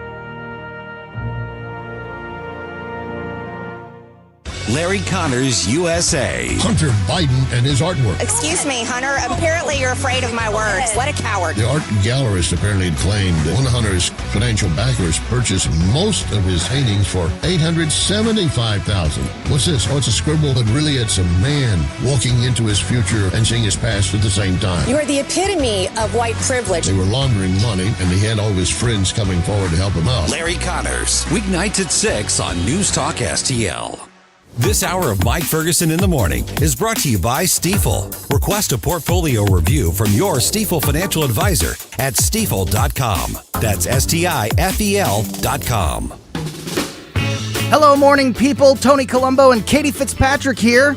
Thanks for listening to Mike Ferguson in the Morning here on News Talk STL. And don't forget to join us today at 2 for Colombo and Katie. See you then. I can't wait forever. Even though you want me to. The Morning News Dump. Are you joking? Is this a joke? Listen, folks. The Morning News Dump. All right, Wash U decides they don't want anti-Semitic bigots camping on their pretty lawn, and they actually have them arrested. Multiple St. Louis politicians voiced their support for those bigots. Okay. Yes. We're going to talk about that here in a minute. By the way, Missouri Right to Life has a hotline to let them know where the pro-abortion petitioners are working on the Missouri side right now. Okay, here's the phone number, 417-413-4134. You call that number, say, hey, somebody's trying to get this pro-abortion thing or collecting signatures at whatever ABC place. Then Missouri Right to Life will send somebody out to counter that messaging and hopefully talk some people out of signing that petition. Yeah. So just remember that. That's out there. Or MissouriLife.org. You can get more information as well. Also, still ahead here, let's do this in the morning news dump here. It's official. Red light cameras are on their way back to the city, at least until the courts shut them down again. Okay. I want to go in more depth into this about 7:05, but here's the basics. Over 100 fringe pro-Hamas activists were arrested, and at least 3 police officers were hurt over the weekend at Washington University, one of them having what's being described as a severe concussion. Jeez. From this. With the vocal support of some St. Louis city and county politicians, the activists tried to set up an encampment to protest against Israel. At one point, the activist included young children in their human chains. We're talking about 10 years old. Of course. Well, the thing is, since they support a particular group, the use of children as human shields is standard operating procedure, Mike. Yeah, for that group in particular. Yeah. So think about who your tactics are emulating when you bring in children to a situation where you're basically locking arms and like, okay, we got to stand our ground. We're going to break the law. law. Yeah. Oh, my goodness. All right. So the left-wing extremists say all their comrades have been released. And what happened is they were told you can't set up a camp on private property. They refused. They got arrested. Yeah, there are no squatters' rights on WashU's campus. No, they're not. They have the money. Yeah. That's right. All right, speaking of the anti-Semitic bigots, let's talk about what's happening with Hamas. Secretary of State Antony Blinken going to be in Saudi Arabia today. Actually, he's probably there right now, meeting with Arab leaders amid the ongoing war. An Israeli foreign minister says Blinken's going to then visit Israel tomorrow as they continue their ceasefire talks. John Kirby from the National Security, he's the National Security Communications Advisor, was on ABC's This Week with an update. Hamas has not fully rejected it. They are considering this proposal on the table. If we can get that in place, then that gives you 6 weeks of peace. It gives you no fighting for 6 weeks, and that includes no fighting in Rafah. And what we're hoping is that after 6 weeks of a temporary ceasefire, we can maybe get something more enduring in place. It gives you 6 weeks of Hamas being restocked and rearmed is what it does. Yeah, that's all it does. You know, I don't know why we keep talking about this whole ceasefire this and ceasefire that. Yeah. No, we need absolute surrender. That's what you need for victory. And same way it was back in World War II. And there used to be a time in this country where we did not negotiate with terrorists. Yeah. Seriously. What is this? It's like, oh, hey, we need to sit down and negotiate with the people who raped our daughters. Well, I'm not negotiating with you. No. I'm going to put you in the ground. Yes, that's Israel's doing the right thing. Hopefully Israel doesn't cave to the pressure of the Biden administration. Yeah. All right, couple sports notes here. They win the series, but they fall short of the sweep. Cardinals dropped the last game of the series with the Mets on Sunday. Final in New York was 4-2. Redbirds start a series with the Tigers in Detroit today. First pitch for that one is at 5:40. All right, this was the biggest beatdown in the Battlehawks have ever served up. Oh, man. Ever. Awesome. AJ McCarron threw 2 touchdowns, including an 80-yarder to Hakeem Butler for a total of 185 passing yards. He had 213 total yards. AJ McCarron now halfway through the season already thrown for over 1,000 passing yards. And the defense absolutely destroyed them in the fourth. Takeaways, everything. And final score in Washington, Battlehawks 45, DC Defenders 12.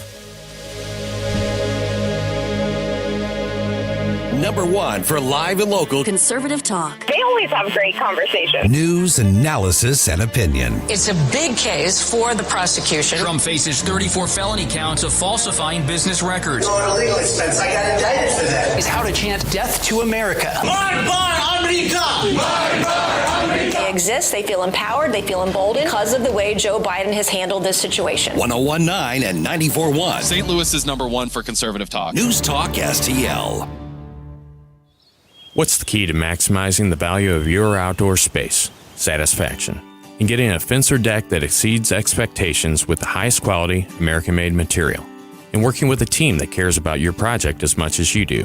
And adding safety and security for your family and pets to play, relax, and entertain.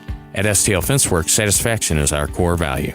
Doing it right the first time, standing above the competition. At STLFenceworks.com, your satisfaction is our passion. Looking for a cruise vacation? Cruise.com is offering its exclusive Sale of the Year to all listeners to this station. Every major cruise line, including Royal Caribbean, Carnival, Princess, MSC, and more, are on sale now. Call 1-800-507-9264 and book one of these deals while supplies last. Cruises start from as low as $39 per person per day. There isn't a better vacation value to places like Alaska, Europe, the Caribbean, South America, and more. Call one of the largest cruise specialists in the world at 1-800-507-9264. We'll find you a vacation that includes drinks, Wi-Fi, excursions, and more. Call 1-800-507-9264. That's 1-800-507-9264. Space is limited. Don't miss your opportunity to book the best deal of the year. That's 1-800-507-9264. Sponsored by Cruise.com. KLGY HD3 Clayton, K270BW Bellefonte, KNBS Bowling Green. This is News Talk STL at 101.9, 94.1, and always streaming at newstalkstl.com.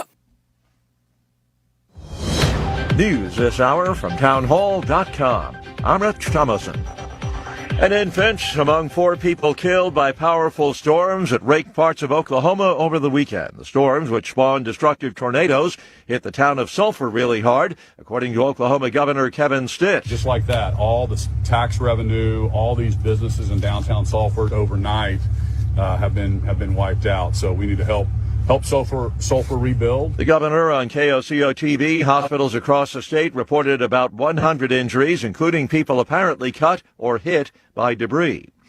With Secretary of State Blinken back in the Mideast now, a Hamas delegation is attending peace talks in Egypt following Israel's latest proposal for a Gaza ceasefire and hostage release deal. There's been a lot of effort by mediators to try to bridge the gap between the two sides. The main sticking point has been that Hamas has said it's only willing to talk about returning hostages in exchange for a full ceasefire and a full withdrawal of Israeli troops from Gaza.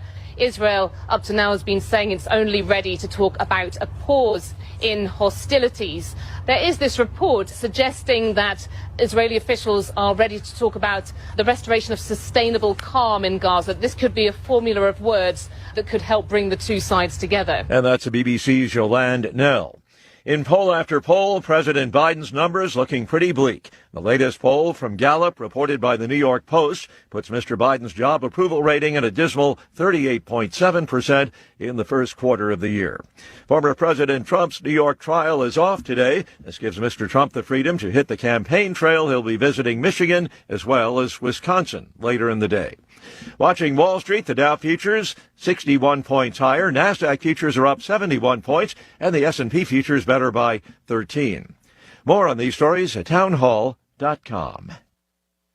Relief Factor, pain relief that's natural, pain relief that works, and pain relief that attacks the source of the pain.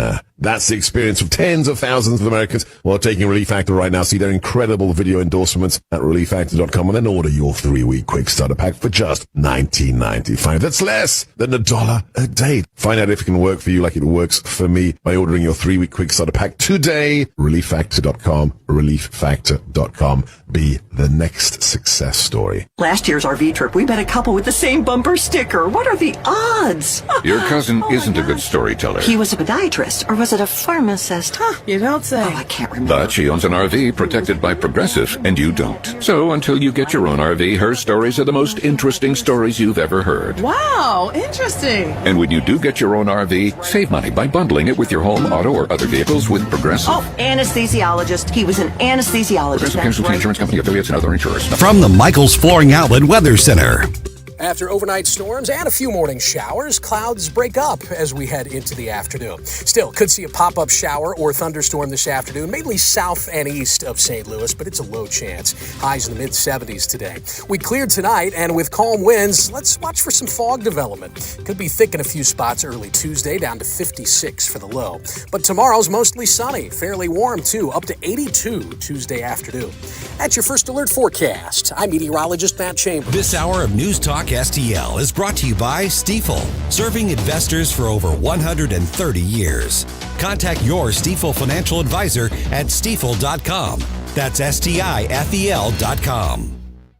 Do you own a timeshare? Well, face the facts. You made a mistake. You made a bad purchase. A timeshare is not an investment. It's a money pit that continues forever. If you use your timeshare, that's great. But if you don't and you want to legally get out of your contract, call my friends right now at the Timeshare Exit Hotline. They're an experienced team of lawyers who help good people like you get out of a timeshare contract that they just don't want. Don't throw away your money on maintenance fees. Use it for things you really want. We can help you end your timeshare contract and stop the money drain immediately. If you're ready to move on with your timeshare, call our team right now. Cancel your timeshare now with this free call. 800-524-1641. 800-524-1641. 800-524-1641. That's 800-524-1641. This hour of Mike Ferguson in the Morning brought to you by Window World. Simply the best for less. 314-993-1800 or visit windowworld.com. Mike Ferguson. You play ball like a girl! Gabe Pfeiffer. I triple dog dare you! Get up, St. Louis. So it's time to get out of bed. Pour yourself the greatest cup of kofifi the world has ever seen. Rise up with one voice, drain the swamp, and take back our country. Today's the day we're going to do it, and it's time to do it right now, believe me. Mike Ferguson in the morning on News Talk STL. By the way, today's International Dance Day. Oh, is it really? Yes. Is it really? And we have defiled it with our coffee dance just now. I forgot that I was in a swivel chair and I was going a little crazy and I got spun around. Yeah, you got to be careful with that. And also, you got to watch for spillage. You can't get a little too much going with it. That's right. Listen, you can't spill white supremacy all over. Yeah, it's like, I got to take my morning sip of. There you go. Can I explain that for just a second? Yeah, because I would say there are going to be some people who don't get the reference at this point. Because you're not getting the joke. Yeah. Okay, look, there was a kick for a while there where everybody was just constant articles about this is white supremacy and this is white supremacy, and the things could range from going to the gym to being on time to drinking milk. I am not kidding. These were all headlines that talked about those things being part of white supremacy, and then they said coffee also is part of white supremacy. So every morning I have my sip of white supremacy. Oh, goodness. All right. I was just looking at some national news, and over the weekend, there were about just under 300 arrests on college campuses with these pro-Hamas protesters. About a third of those were in St. Louis, but they were just peacefully trespassing on WashU's private property. Yeah. Why'd you get so mean? To quote the great philosopher Taylor Swift. Don't touch me. Oh, goodness.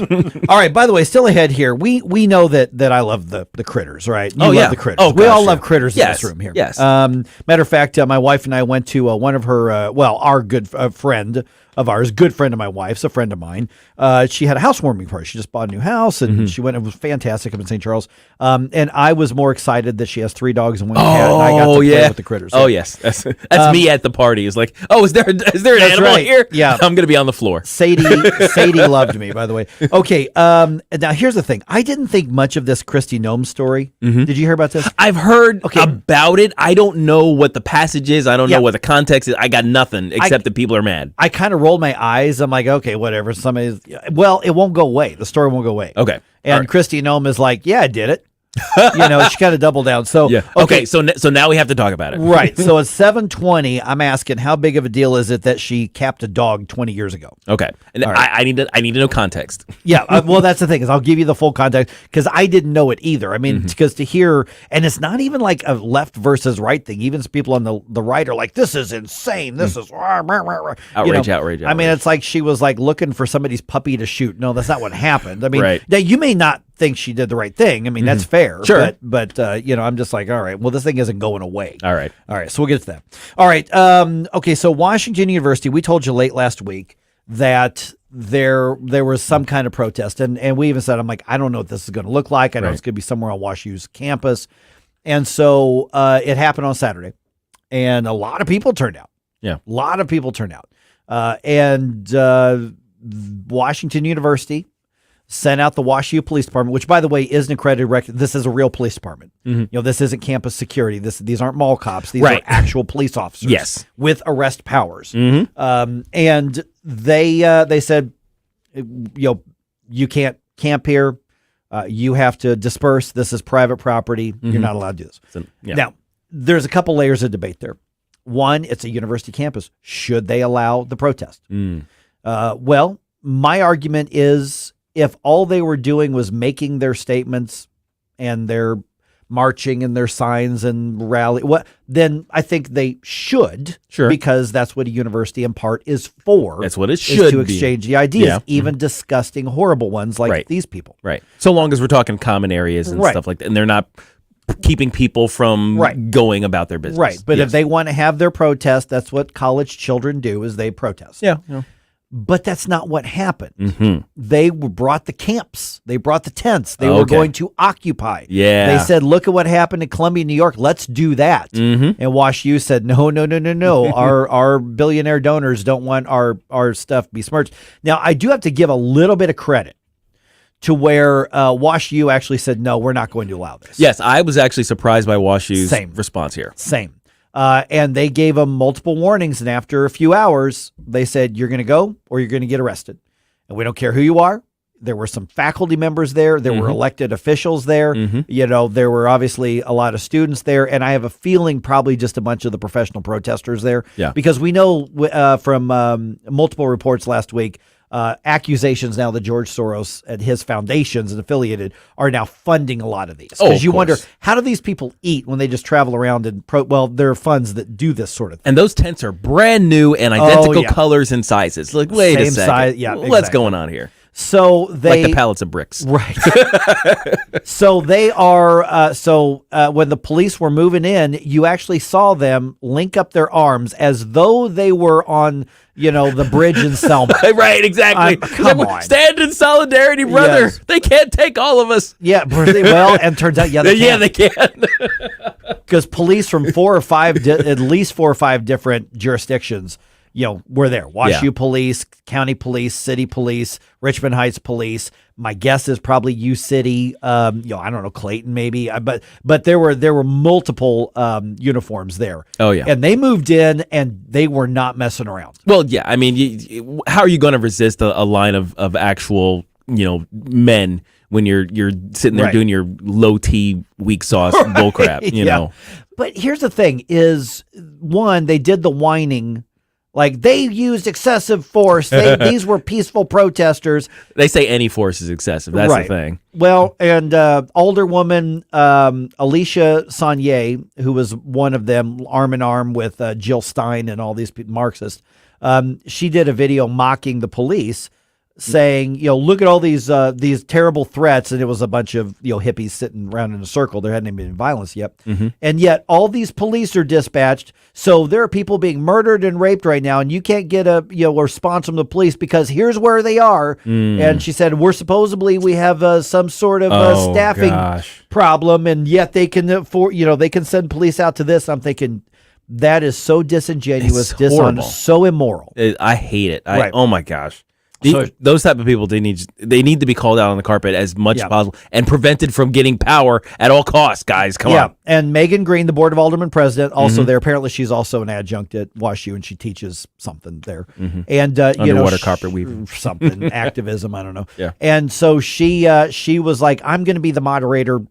Telling the police, let me back there. I'm going to talk to the administration. Don't you know who I am?" And the police were like, "Disperse, or you're going to be arrested." Right. And so Jill Stein's like, I will come and be the moderator. And they're like, disperse, you're going to be. Well, Jill Stein did get arrested. But, Megan Green then ranting about the police and the use of force and all these sort of things. So I'm just going to put this out there. Okay. It dawned on me that we know that St. Louis City has a far left government. Yeah, it's a deep blue pocket. The St. Louis City Republicans are doing noble work, doing what they can, trying to build up a resistance, trying to build up an opposition.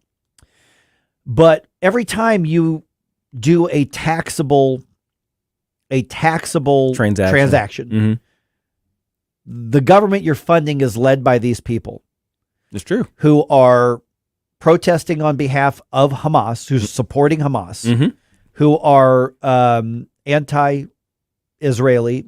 They are anti-Semitic. They're anti-police. They're demanding that they divest from Boeing. And so they're, anti-police. So I'm just going to put the question out there. Is it time to say, maybe when I go out to eat, there's a really nice restaurant in the city, but I'm going to go to the really nice one in St. Charles instead? It's maybe a good question. Even to the county, and then some of the county people were spouting off too, but it was the city people who were there. Yeah. And I mentioned that to my wife and she goes, I just really hate to punish the business owners. I said, well, they're the ones electing these people. Yeah.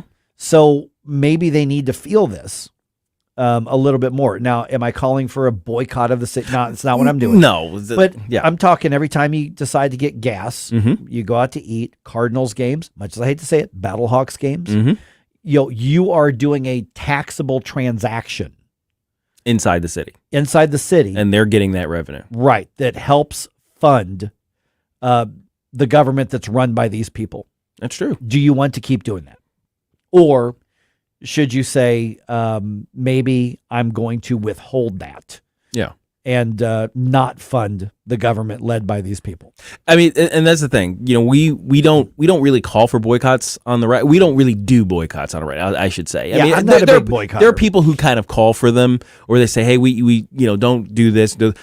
Here are the people who are against you, so don't give them money." But the thing is that those are just decisions, market decisions. Those are just decisions. So what you're talking about is, instead of thinking of the restaurant downtown, you think of the restaurant in the other direction. Right. That's and to me, that's not that big of a deal. That's not. It's like, I'm going to go out of my way to do this. No, I'm it's going just to protest. I'm going to call. I'm saying, you're going to spend your money somewhere. Somebody's going to sales tax it. Yeah.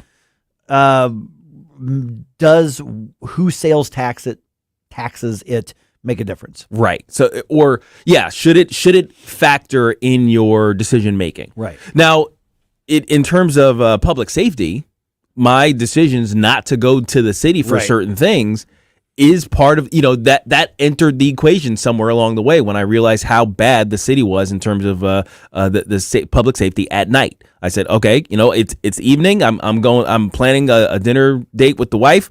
I hear that there's a great Italian restaurant over here on the hill or whatever, and it's like, you know what? I've heard of this other Italian restaurant across the river in St. Charles. So maybe we'll go that direction instead. Right. So it sounds like what you're saying is, in addition to the public safety thing, in addition to the distance thing, the cost thing, all these things that factor into the way we make our purchasing choices, maybe the fact that the city is hostile to everything we hold dear should come into play in that as part of that decision making. Yeah, so I think this is a conversation let's develop over the next few weeks or so, because this isn't the first thing that we've we've objected to. It won't be the last. But now we've crossed this line into blatant anti-Semitism. We've crossed this line into literally supporting a terrorist organization. Yeah. Now, to be fair, the city government is not spending any money to do this. These are just people elected to office, right, representing the city who are going to be doing this. And like you, when I don't go downtown at night, it's not a boycott. That's I don't want to get killed. Yeah. It's just part of the decision making. That's just my personal safety. And my wife's personal safety. And so that's all that is. But I just want to put that out there. I want to kind of spark that conversation. Yeah. And I think that's something that we're going to touch on in the weeks to come. All right.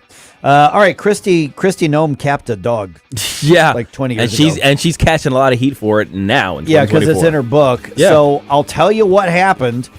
I didn't realize this was going to be a thing, and it's a thing. It turned into a thing so big right now. Right. There are people saying, well, her political career's over now. She'll never be vice president. What a monster.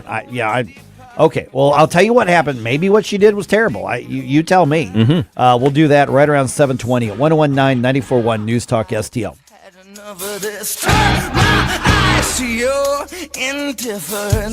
We give you news, analysis, opinion, and more. Only on News Talk STL. Get up, can't you hear the alarm? Get up. Get up, St. Louis. It's MIike Ferguson in the morning. What are you waiting for? Get up. The Vic Porcelli Show. This year happens to be the 120th anniversary of the 1904 World's Fair being in St. Louis. We're going to talk to Sarah Angleton, who wrote a great book about it, Monday at 10:05. Weekday mornings at 9 on News Talk STL. Springtime in St. Louis means one thing. That's right. Golf is back, baby. Whether you're a beginner or a scratch golfer, you're sure to enjoy your golf experience at Sugar Creek Golf Course. Sugar Creek is a scenic and challenging course and well suited to golfers of all abilities. Located in High Ridge, just 10 minutes from 270 and Gravois. At Sugar Creek Golf Course, our courteous and professional staff has one goal: to make sure your golf experience is enjoyable. To book your tee time or to learn more about the special event and banquet facilities, simply visit sugarcreekgolfcourse.com. News Talk STL is proud to have Doug Voss as part of our lineup every week. Doug has been a staple on St. Louis radio for many years as one of the leading financial experts in the area. You can hear Doug and Safe Money Radio 3 times every weekend on News Talk STL. And in case you miss anything, you can check it all out at DougVossSafeMoneyRadio.com. What else do our listeners need to know, Doug? Simply put, I focus on helping pre-retirees and retirees build, preserve, and protect retirement assets, and I've been helping my clients solve their insurance and financial needs for the past 33 years. I also strive to educate my clients on how to prepare for retirement, minimize the impact of market volatility on their assets, and deal with the challenges of increased longevity. Call me today at 844-676-SAFE. That's 844-676-7233. Doug Voss is a registered representative. Securities offered through DHL Securities, LLLP, member FINRA and SIPC. The future depends on teachers. Every day, teachers are shaping our tomorrows, starting their students on journeys that will change the course of history. Right now, in a classroom somewhere in the United States, there's a teacher inspiring a future scientist who will make preventing pandemics their life's work, sharpening the mind of an aspiring environmentalist who will help combat climate change, and generating possibilities for a student who will become the first in their family to graduate college. It all starts with teachers who meet challenges with creativity, who reinvent education for the future, who work towards a school system that lifts up every child, regardless of race, income, or zip code, and who enable the full potential of our students, our communities, and our country. Explore a career that leaves a legacy you can be proud of. Shape the future. Teach. If you have a phone, you have a radio. Download the News Talk STL app. Just a convenience on the phone. And listen anytime, anywhere.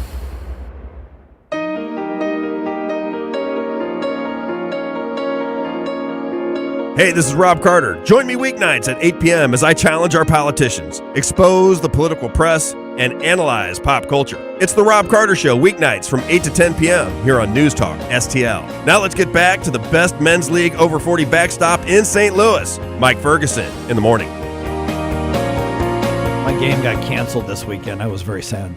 Oh, it did because of the rain? Well, the rain delayed a high school game out in Alton, which then delayed a college doubleheader. And then by the time all the old men showed up, they're like, for our 5 o'clock game, they're like, oh, it'll be 7:30 or 8. I was thinking it'll be midnight before we get you started. And of course, all of us, all players were like, sure, we'll sit around and play.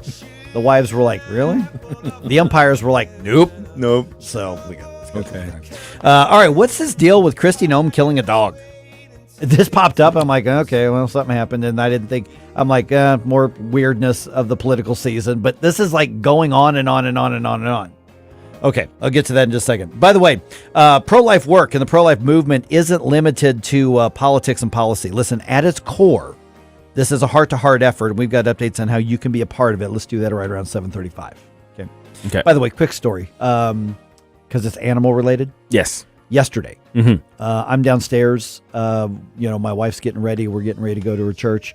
And I look out and there's a baby squirrel on the patio. Oh, like a baby squirrel. Baby squirrel. A little guy. Yeah. And he's laying down and he's like not moving. Okay. And I'm like, that's weird. Mm-hmm. And he opened his eyes. He was looking at me, but he wasn't freaking out. Okay. And he was probably only, 5-6 feet from the door. And I went, Rachel, come look at this. She comes down and the thing kind of looks up at us and lays back down. I'm like, something's wrong. I'm like, I'm gonna go see if it's like hurt or something. Yeah. And so I open the door and I stick out there and the thing doesn't move. It just looks at me, which is really weird because I'm not that far from it. I'm like from me to you. Oh, wow. Okay. Yeah. And then I hear hissing and a growl. And Rosie wants to go get lunch. Oh, yeah. So I have to shut the door real fast. Yeah. And Rosie's mad now. And then I look up and the thing found enough strength to get away from me. Okay. He's like, I realized, I'm in trouble. Rosie was mad at me for not letting her go eat the squirrel. And her tail was puffed up. And I went to calm her down. And she roared at me. And I went, hey. Because I can snap my fingers and put and she knows not to mess with. He's like, oh, that's right. I'm sorry. I forgot. I'm a small tiger. I'm not a big, I'm not a full grown. Is that when you go to her middle name? That's right. Rosalita Butthead Ferguson. So Rosie's a jerk. Yeah.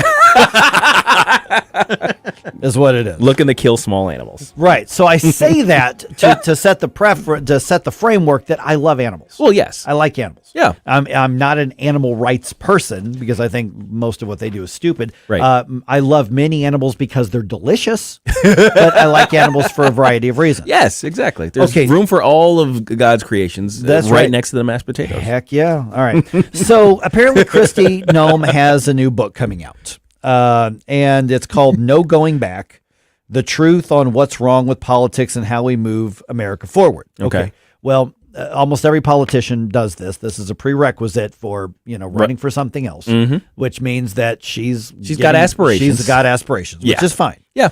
I am a sucker for the political humble brag books. I know they're ghost written. Oh, I yes. know, but apparently in this book, she recounts about 20 years ago or 20 some years ago, they had a hunting dog named Cricket. Mm-hmm.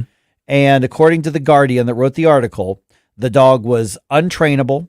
The dog broke into a neighbor's chicken coop and attacked some of their poultry, their livestock, Yeah. Mm-hmm. And bit somebody, a person. Okay. And so she put the dog down. Yeah. And when you're on a farm, That's what you do. you know how you put dogs down? You shoot them. You shoot them. That's life on the farm. That's how it goes. Yeah. And people have lost their freaking minds. Oh, And this okay. is not Democrats doing an aha thing. Well, no. There's a bunch of Republicans and, so-called conservative pundits like, I can't believe this is this is awful. This, kind of thing. And I saw this and I'm like, well, I don't like that. You had to, or you shot a dog. That was what you thought was the best option. But I'm like, really? Yeah. This is what everybody's mad about? See, what's funny is, back in the day, like I remember, talking to and hanging out with my family on my mom's side. They lived out in a farm in Pennsylvania. We actually purchased some land out there now, so to keep it in the family. Oh, good. So Yeah. in any case, so it is my mom's name. My mom comes from the Tracys, and this was Tracyville. So this all of the family has these large plots of land that are next to each other. They have this whole area. And as a kid, I used to go out there every summer. And yeah, life on the farm is different. Life in the country is different than it is if you're in the suburbs or an urban area where, if you have a sick animal, you take it right over to the vet. It's like 15 minutes away, right? It's like, oh no, my little critter is, 27 years old and is getting real slow. I think it's time for her to pass. I'm going to take her over and have her gently, have gas administered and that's how that would go in the suburbs or in urban area. In the country where the vet is an hour and a half away. Maybe. Yeah. Maybe if you're lucky. Yeah. Or they've got, if they might be in your town today, otherwise they'll be in your town next week. They're traveling through and stuff like that. If you have an animal on hand that is basically is untrainable, you would not wish as a pet for any neighbor, is not a hunting dog and is a danger to both you and your livestock and every livestock of all your neighbors, you put the dog down. Well, I'm sorry, this is old Yeller style stuff going on here. That's what the book was about. It's life on the country.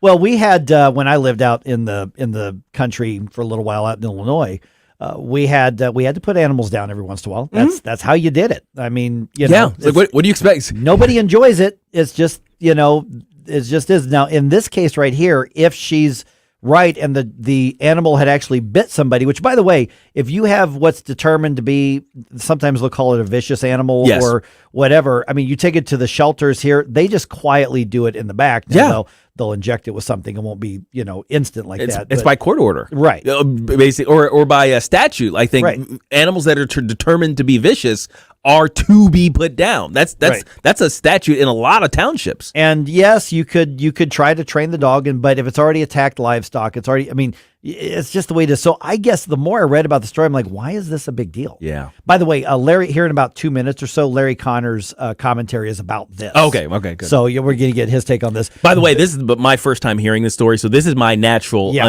my instant reaction to this. Bill Bobot says, I don't understand what the big deal is about Kristi Noem shooting her dog. Dick Cheney once shot a guy. That's right. So true. Not wrong. Yeah. As a hunting dog instead of a hunting buddy. And not only was there a dog, I believe there was also a story about shooting a goat on the farm besides the dog that she had to shoot. Okay. Yeah, I didn't know about that. Yeah, one. there was an unruly goat. Yeah. Well, You can't have the goat messing up. Yeah. It's like goats eating stuff, terrorizing other animals. Like, I'm sorry, but here's goats do. Yeah. Folks don't seem to understand what it's like living on a farm, Right. growing up on a farm. Do you think handling them? The people who are complaining about this know where the beef in the beef section at the I don't think supermarket so. comes from? No. You don't. It just shows up in the packaging there. It's like, why do you have to hunt animals? Just go to the store and get some meat. So Christine, that's right. Well, as my dad used to say, you don't want to see how any of this stuff is made. No, no. He would. Okay, Dad. Yeah, I mean, there are people who complain about deer hunters. Listen, taste some venison, and you won't complain about deer hunters, okay? Especially a nice peppered deer. Here you go. Venison. Oh, goodness. Okay. So Christy Nome responds after all this outcry over her shooting a dog 20 years ago. She says, "I can understand why some people are upset about a 20-year-old story of Cricket, one of the working dogs at our ranch. In my upcoming book, No Going Back, the book is filled with many honest stories of my life." Good and bad days, challenges, painful decisions, and lessons, what I learned from my years of public service, especially leading South Dakota through COVID. Boy, she really is laying it on here. Yeah. Is people are looking for leaders who are authentic, willing to learn from the past, and don't shy away from tough challenges. My hope is anyone reading this book will have an understanding that I always work to make the best decisions I can for the people in my life. The fact is, South Dakota law states that dogs who attack and kill livestock can be put down. Given that Cricket has shown aggressive behavior towards people by biting them, I decided what I did. Okay. Well, yeah. There are people like debating the law. I'm like, listen, the dog's your property. Right. And one other thing to keep in mind, and correct me if I'm wrong on this, her dad passed away at a young age for her. I think she was in her teens. Oh, I didn't know that. And she essentially had to take over the farm. Oh, wow. She might have been the oldest in the family. I'm not sure. But I remember there was something going on with a family tragedy. I think it was her dad passing away. And she was essentially responsible for directing everything on this farm after he died. That changes a little bit of the context as well. See, and that's the thing is the more I read about the story, I'm like, this is what people are mad about? It's like, well, you people. Meghan McCain is up in arms, Well, okay. Consider that they were upset about Mitt Romney putting the dog on the roof. I was that was not cool. I'm like, I get that one. That was stupid. That was stupid. That was stupid. Really stupid. It was stupid, but it wasn't putting a bullet in his head. No. Oh man! So all right. yeah, I want to know. I can see the outrage. I don't understand, where it's coming from. But given the groups of people we're talking about, I mean, having lived out in the middle of nowhere in Camp Point, Illinois, for for a few years, where we had to do that with animals every once in a while, I just didn't realize that there are still people who are like, I can't believe you actually killed an animal. Well, what do you think happens? They need to watch Old Yeller again. Oh, my goodness. I'm curious as to what Larry Connors thinks about that. Here's his commentary coming your way here in just a moment. Get up. It's Mike Ferguson in the morning. From the Michael's Flooring Outlet Weather Center. After overnight storms and a few morning showers, clouds break up as we head into the afternoon. Still, could see a pop-up shower or thunderstorm this afternoon, mainly south and east of St. Louis, but it's a low chance. Highs in the mid-70s today. We cleared tonight, and with calm winds, let's watch for some fog development. Could be thick in a few spots early Tuesday, down to 56 for the low. But tomorrow's mostly sunny, fairly warm too, up to 82 Tuesday afternoon. That's your First Alert forecast. I'm meteorologist Matt Chambers. I'm Dr. TJ, owner of the Institute of Natural Health, co-owner of Optimal Nutraceuticals, and the host of Wellness 101. Wellness 101 is designed to cut through the nonsense and provide you common sense, science-based information regarding health and wellness. On the show, we discuss topics like thyroid health, gut health, hormone optimization, and many others. Our show airs Saturdays at 10 a.m. and 2 p.m. and Sundays at 11 a.m. and 3 p.m. right here on News Talk STL. For more information, visit us at inhstl.com. That's inhstl.com. This is Larry Connors' commentary on News Talk STL. South Dakota Governor Kristi Noem might get a lot of complaints after her new book comes out. She talks about having to put down a family dog after a hunting trip. She took the 14-month-old dog on the hunting trip, but the dog would not learn from the older dogs, ended up chasing the birds, ruining the hunt, and then got loose on the way home, attacked the farmer's chickens, killing several. Then when Kristi Noem tried to grab the dog whipped around to bite her. And she said, I realized at that moment I had to put her down.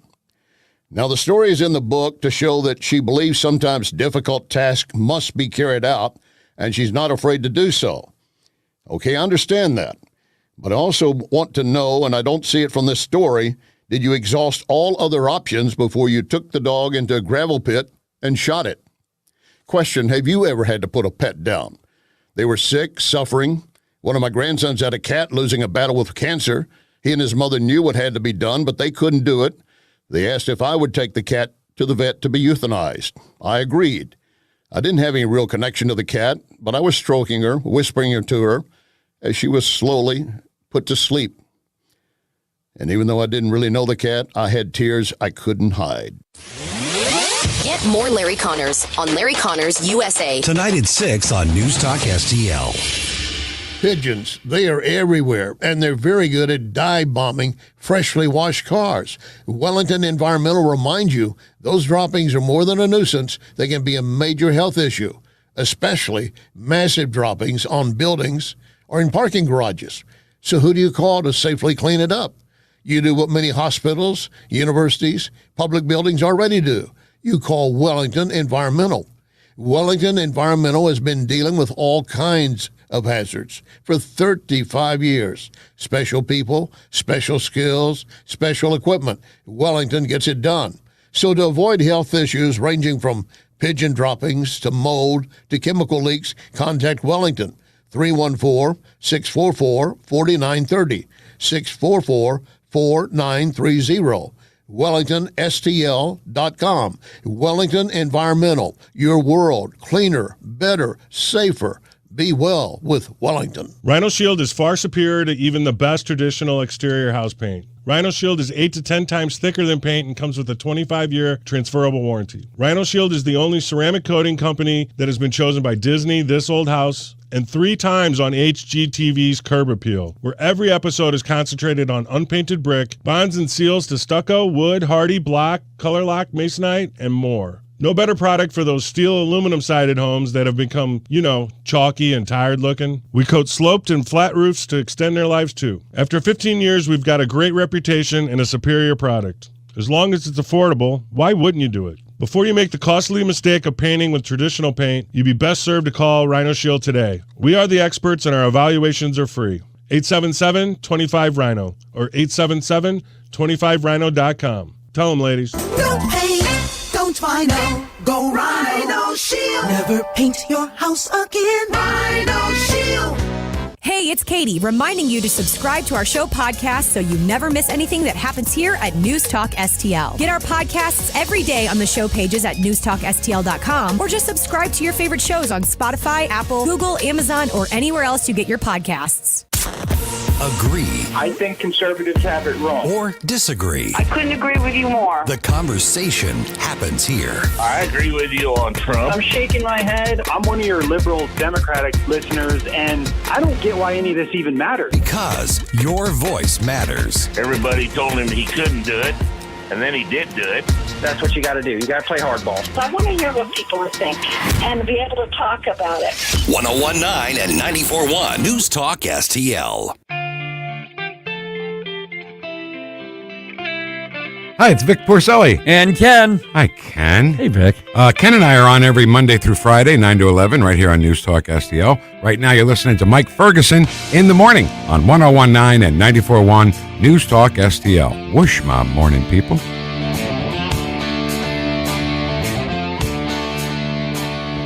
All right, we had a pretty intense discussion with Steve Rupp from Missouri Right to Life on Friday, which we played really early. If you missed that, go to our podcast, and you can find that and share it. A lot of really good information as far as like the policy aspect of things, and not even so much the politics, just the policy of it, because there's this push to make Missouri as radically pro-abortion as California and Illinois. And I think a lot of times we get lost in the policy and the politics, and we can't let the left win, and we can't let that party win, and we can't, and that sort of, and we forget what we're actually talking about are beating hearts. Yeah. And actual human beings. And so it's important to get a holistic look at this. Okay. 7:39 right now. I'm MIike Ferguson. Got Gabe here. Got Stell here, joined by Levi Hart from our friends at Thrive. And Levi, appreciate, and I know that because I'm careful never to try to draw you into the political stuff, but these things affect lives. I mean, Thrive is easily the most effective pro-life group I think I've ever seen. and you're not a political group. Yeah, that's true. But these things matter to us all the same. I mean, because these ballot initiatives, because we're caring for these women, for these dads as well, that are ending up in crisis pregnancy situations, that are abortion vulnerable. Abortion vulnerable, because almost everybody's abortion vulnerable at this point. You know what I mean? Like, I actually not even almost. I would say everybody. Considering even in the church, a lot of times it's not being talked about in the church, and even when it is, if people are in that really hard situation, and they're thinking through this just politically, or economically, I mean, they're going to be thinking through. I mean, as far as like where their morals are at. Right. It's a very convenient lie to believe that this is a third form of birth control. So in our state, if it just becomes that much more of a route to go when you're scared and you're lacking resources, then it's just like, sheep to the slaughter kind of thing.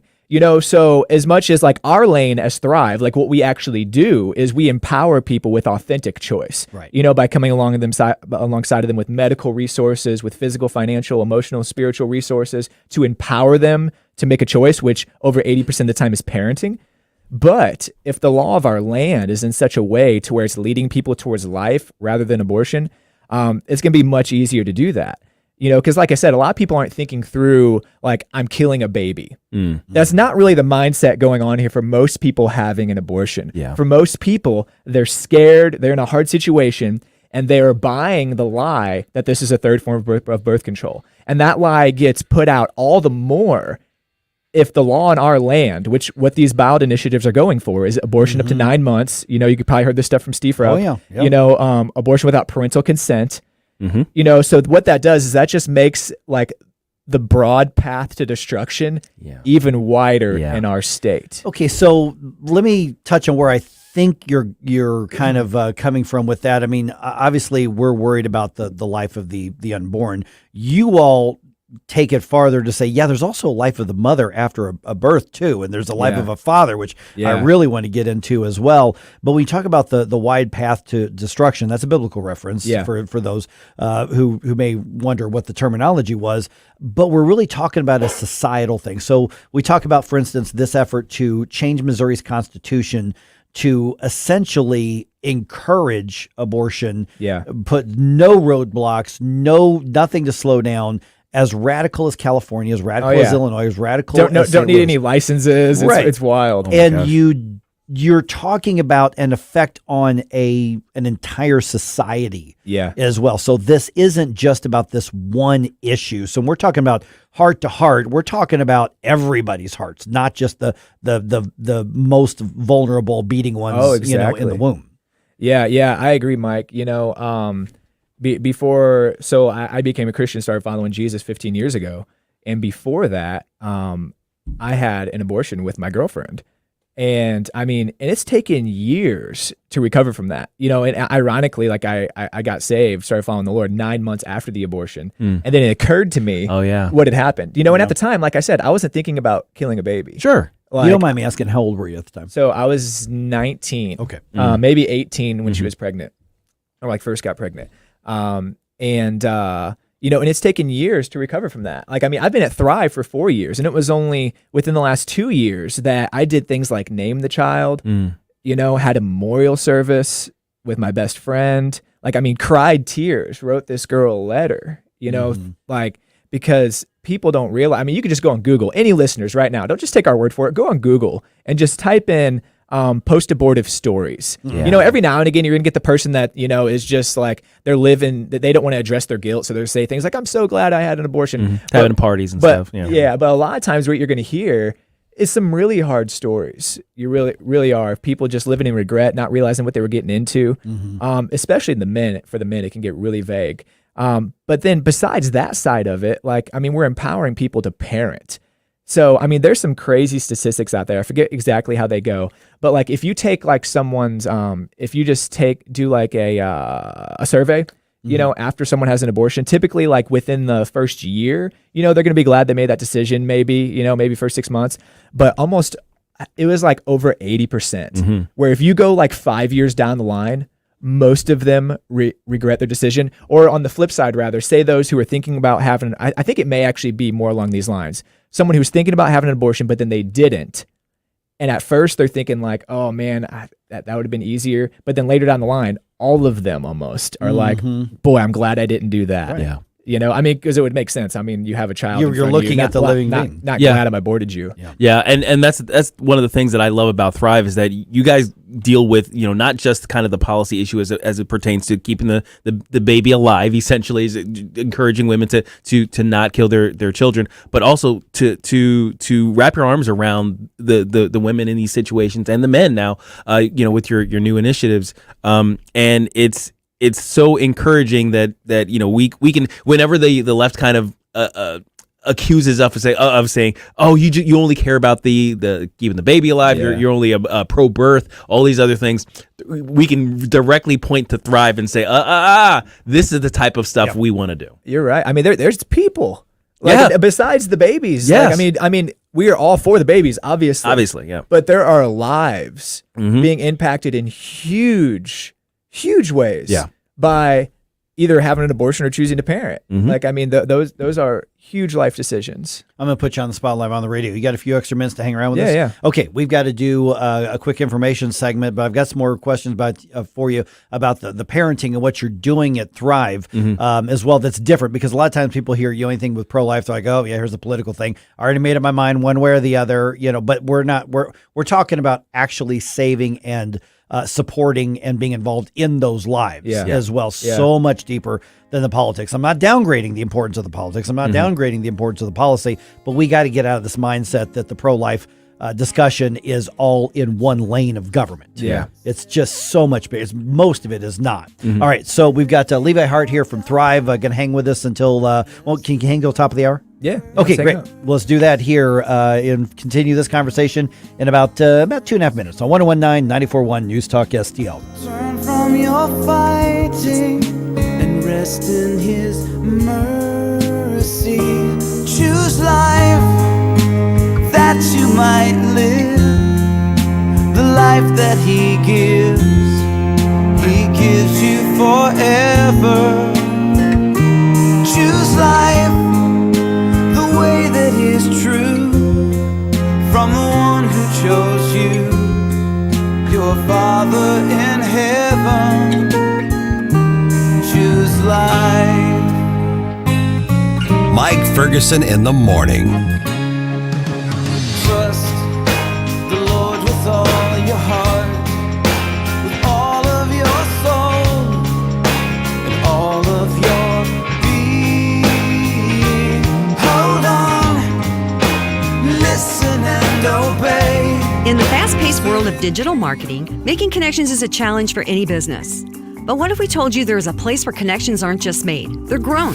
Meet 2060 Digital, your premier Google partner and top-tier digital agency. We don't just follow trends, we set them. At 2060 Digital, we're not just another agency, we're your strategic partner. We dive deep into your challenges and develop solutions that drive measurable outcomes.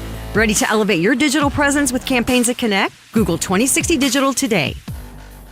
Looking to get a new carpet, hardwood, or tile installed quickly and efficiently in your home? Look no further than Michael's Flooring Outlet. Michael's Flooring Outlet is a family-owned and operated business with a 30-year history of offering a diverse array of high-quality options in flooring. My parents and in-laws used Michael's to rip up their old carpet and replace it, and they are both happy with the product and installation from Michael's. You can shop at one of their 3 locations in Creve Coeur, Darting Prairie, or St. Peters, or you can check them out at igotfloored.com. That's igotfloored.com. What's the best way to get rid of a timeshare that you don't want? Call the Timeshare Exit Hotline. We're a group of attorneys that help customers legally exit their timeshares. It's an easy process. We guarantee results or you pay nothing. Exit your timeshare today. Call now. 800-524-1641. 800-524-1641. That's 800-524-1641. This hour of Mike Ferguson in the morning brought to you by Window World. Simply the best for less. 314-993-1800 or visit windowworld.com. Love the music you hear on the morning show? Check out Mike's morning music playlist at newstalkstl.com.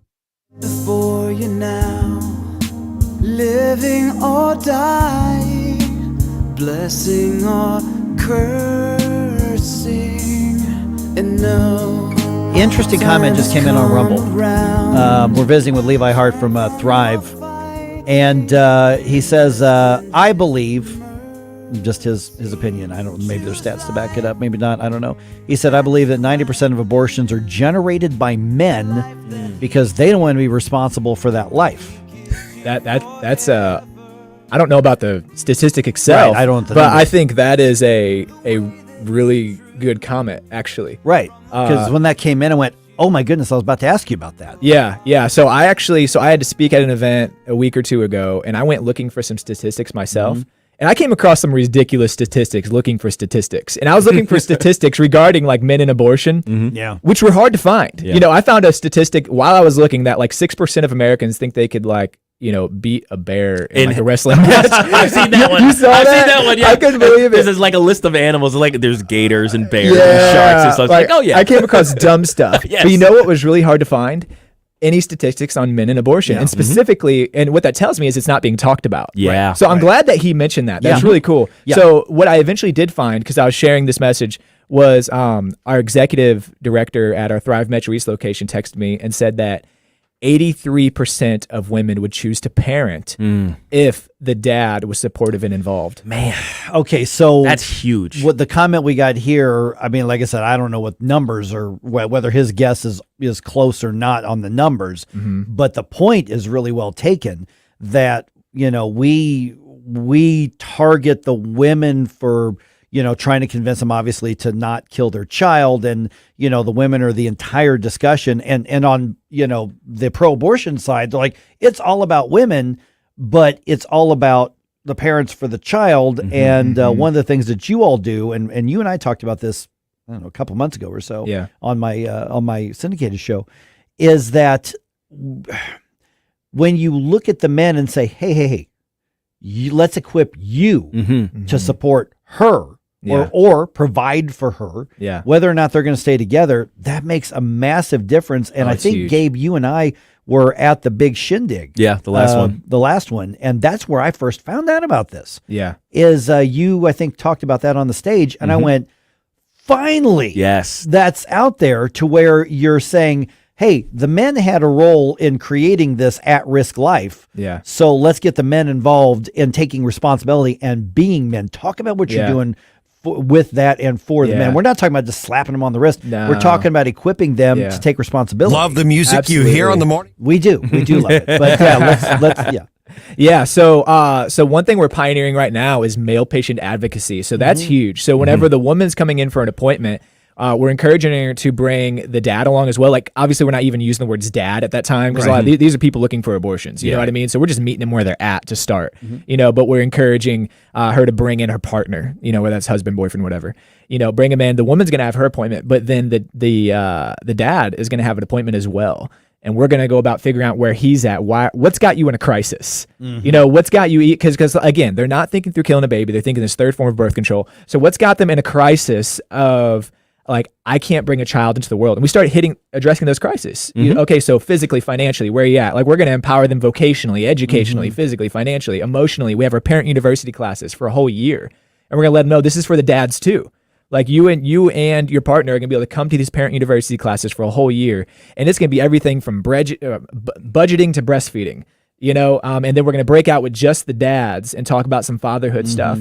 So we empower them in all these ways that by the time she's gone to the ultrasound and she sees, like, I mean, the 80% number seems to be a regular statistic, but over 80% of women who see an ultrasound are going to choose to parent simply because they realize, oh, wow, this is a baby. That's a baby. But the difference is when you empower them first with all these resources, before that happens, they don't walk out overwhelmed that it's a baby. They walk out celebrating that it's a baby. And if you get the dad to do that first, that's the biggest game changer. Because again, that statistic, 83% of women would choose to parent. You have a supportive father in the picture. So we get that dad in there for that very first appointment as well. And he is instead empowered to be a parent. I mean, this is just like last week, I was sitting down with a dad, came in, And this guy just got hit by a car like a week before coming in. Like literally. A semi, actually. Oh, gosh. Like T-boned. Like it was not, he was super down and out, you know? And man, he was not in a place to want to parent at all. You know, he was like, yeah, you know, I just can't do this. I can't be a dad, da-da-da. But just literally by the end of an hour and a half, I mean, usually it's like an hour, but an hour and a half conversation because he wanted to talk. By the end of it, I mean, here, check this out, guys. In the middle of it, he looks at me and he says, "Do you believe in God?" so I got. I'm glad you asked. It's exactly what it went. I'm like, okay, so we really start talking. Yeah. You know, by the end of it, the guy is giving his life to Jesus in tears and deciding to be a dad. Oh, that's awesome. Those are the type of stories that I really love to hear. And at that gala that MIike and I were at, there was a particular story that you guys went over, and it was one of the video packages and everything. Yeah. I loved what came out of that. Tell our listeners, 'cause I don't think as many of our listeners were able to attend that night. Tell a little bit about one of those stories, just so they can kind of put some info on it. You got a couple minutes on it. Sorry to short shrift in there. No, that particular one, that one was really cool. You know, he had already decided to parent, you know, him and his wife actually, and they were in Parent University. That's where I met him. And it was just amazing to watch him come into this Parent University class, and like we're giving them very practical material, while at the same time, as much as they want to go there, we'll hit the spiritual side as well.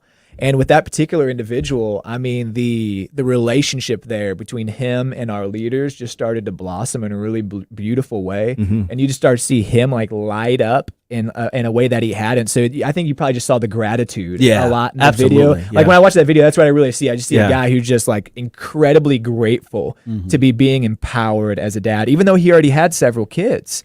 You know, but he's being empowered in a way he hadn't before. And obviously it was just awesome for him. Like when I called him up, I'm like, "Hey man, do you want to shoot a video?" And he's like, "What?" You know what I mean? So we got the whole thing. We're out at Forest Park shooting a video, and then getting him a tux for this big old event with like 1,000 people, you know. So like I think we got his wife a dress, so they're just like super pumped out and pumped to come out and be featured. I want to give the website and everything because we're about a minute away from the next segment. What's the youngest parents that you've worked with? Oh goodness. I'd have to talk to one of our medical people, but I think I've heard it could be younger than this, but I think at least 14. Wow. Yeah. Okay, so you're equipped to work with kids in that situation. Yeah. That was that's one of the things that was also based on a question somebody just sent us on Rumble as well. Yeah. Yeah. Interesting. Okay. All right. So we got 30 seconds left here. You've got Thrive. Where do people learn more? Because even if somebody's not dealing with a crisis or a scary pregnancy right now, at some point they're going to know somebody who is. Yeah, absolutely. So thrivestlouis.org, there's thrivestlouis.org. Easy enough. And what's crazy, if people just search abortion on Google, they'll find us near the top. Nice. Yeah. Excellent. That SEO's working. That's right. All right. Yeah. Hey, Levi, thank you so much. Yeah, absolutely, thank you so much, Mike. man.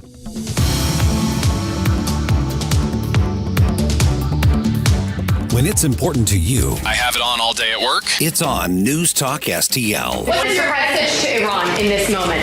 The world's leading terror sponsor launching its first direct military assault against Israel. The administration has lost their capability to deter Iran. News, analysis, opinion. Trump faces 34 felony counts of falsifying business records. Number one for live and local conservative talk. Election interference, everybody knows it. 101.9 and 94.1 News Talk STL.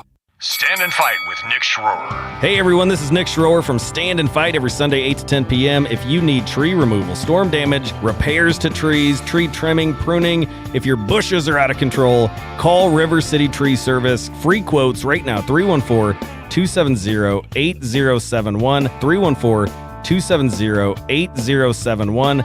Professional tree services performed by ISA certified arborists. Request your free quote at rivercitytreeservice.com.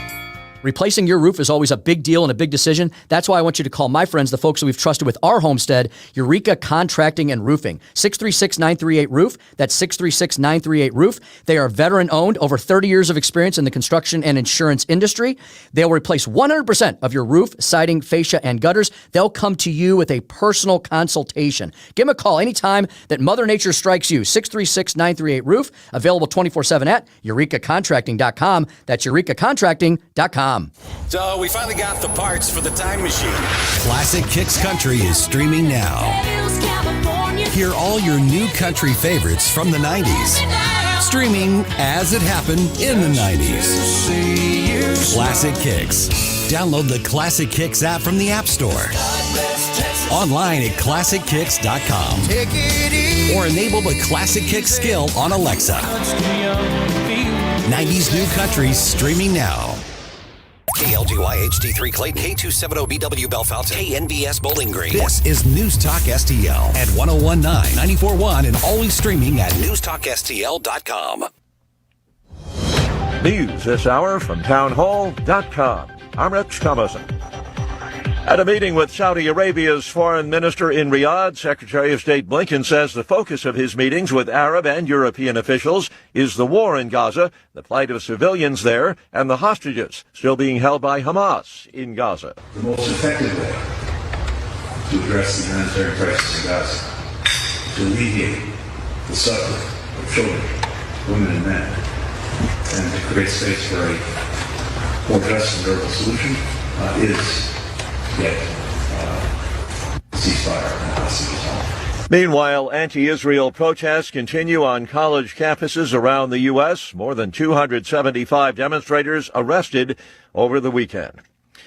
An exchange of gunfire between police and a man in Florida, and it did not end well for the shooter. A man was killed in a shootout that injured 2 Florida deputies. Another example of an incident that shows how dangerous the job of a law enforcement officer is. Boca County Sheriff Grady Judd said law enforcement in Lakeland, Florida had stepped up patrols after a series of car burglaries in one neighborhood. A deputy came upon a man sleeping in a car in Hunt Fountain Park, which was closed. The man claimed to be a sovereign citizen and refused to leave. When backup arrived, 4 deputies and 2 trainees tried to get the man to step out of his car. Judd says that's when the suspect started shooting. He asked for a gunfight.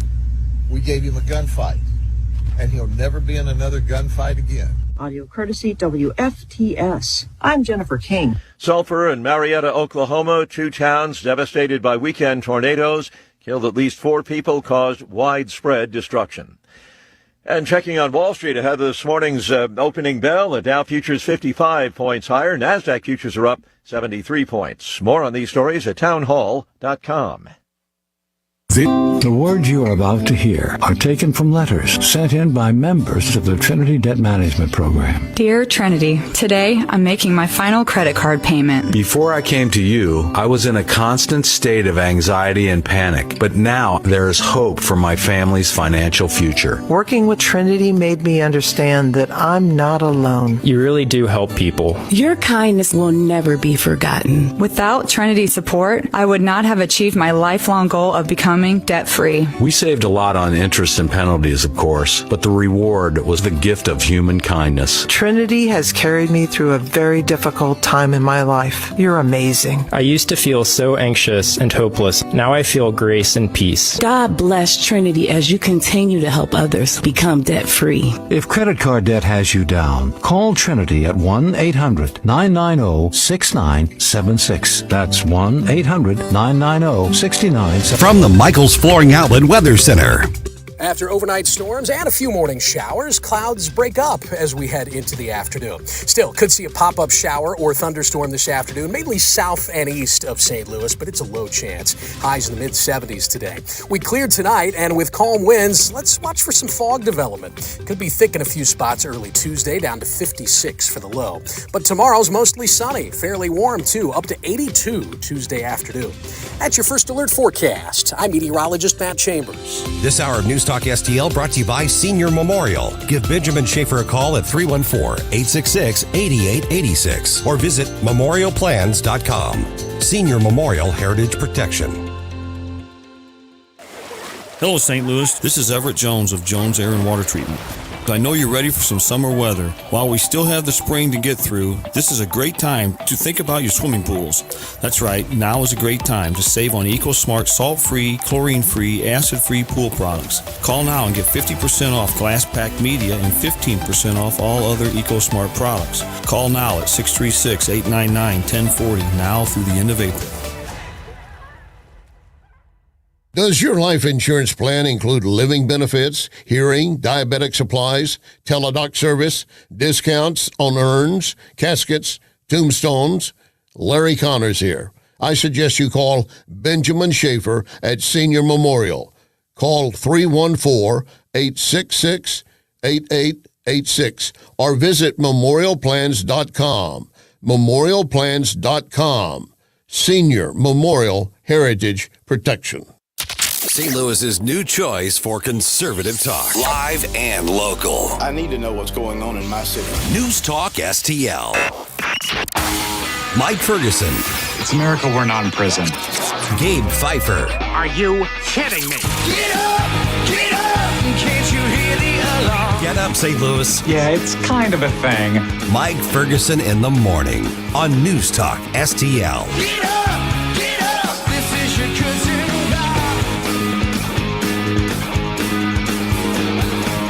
We've got, 3 weeks left in the Missouri legislative session? Mm-hmm. One of the biggest issues, initiative petition reform, and now we have 2 bills that are one vote away from going on to the ballot. Okay. There's good and there's gooder.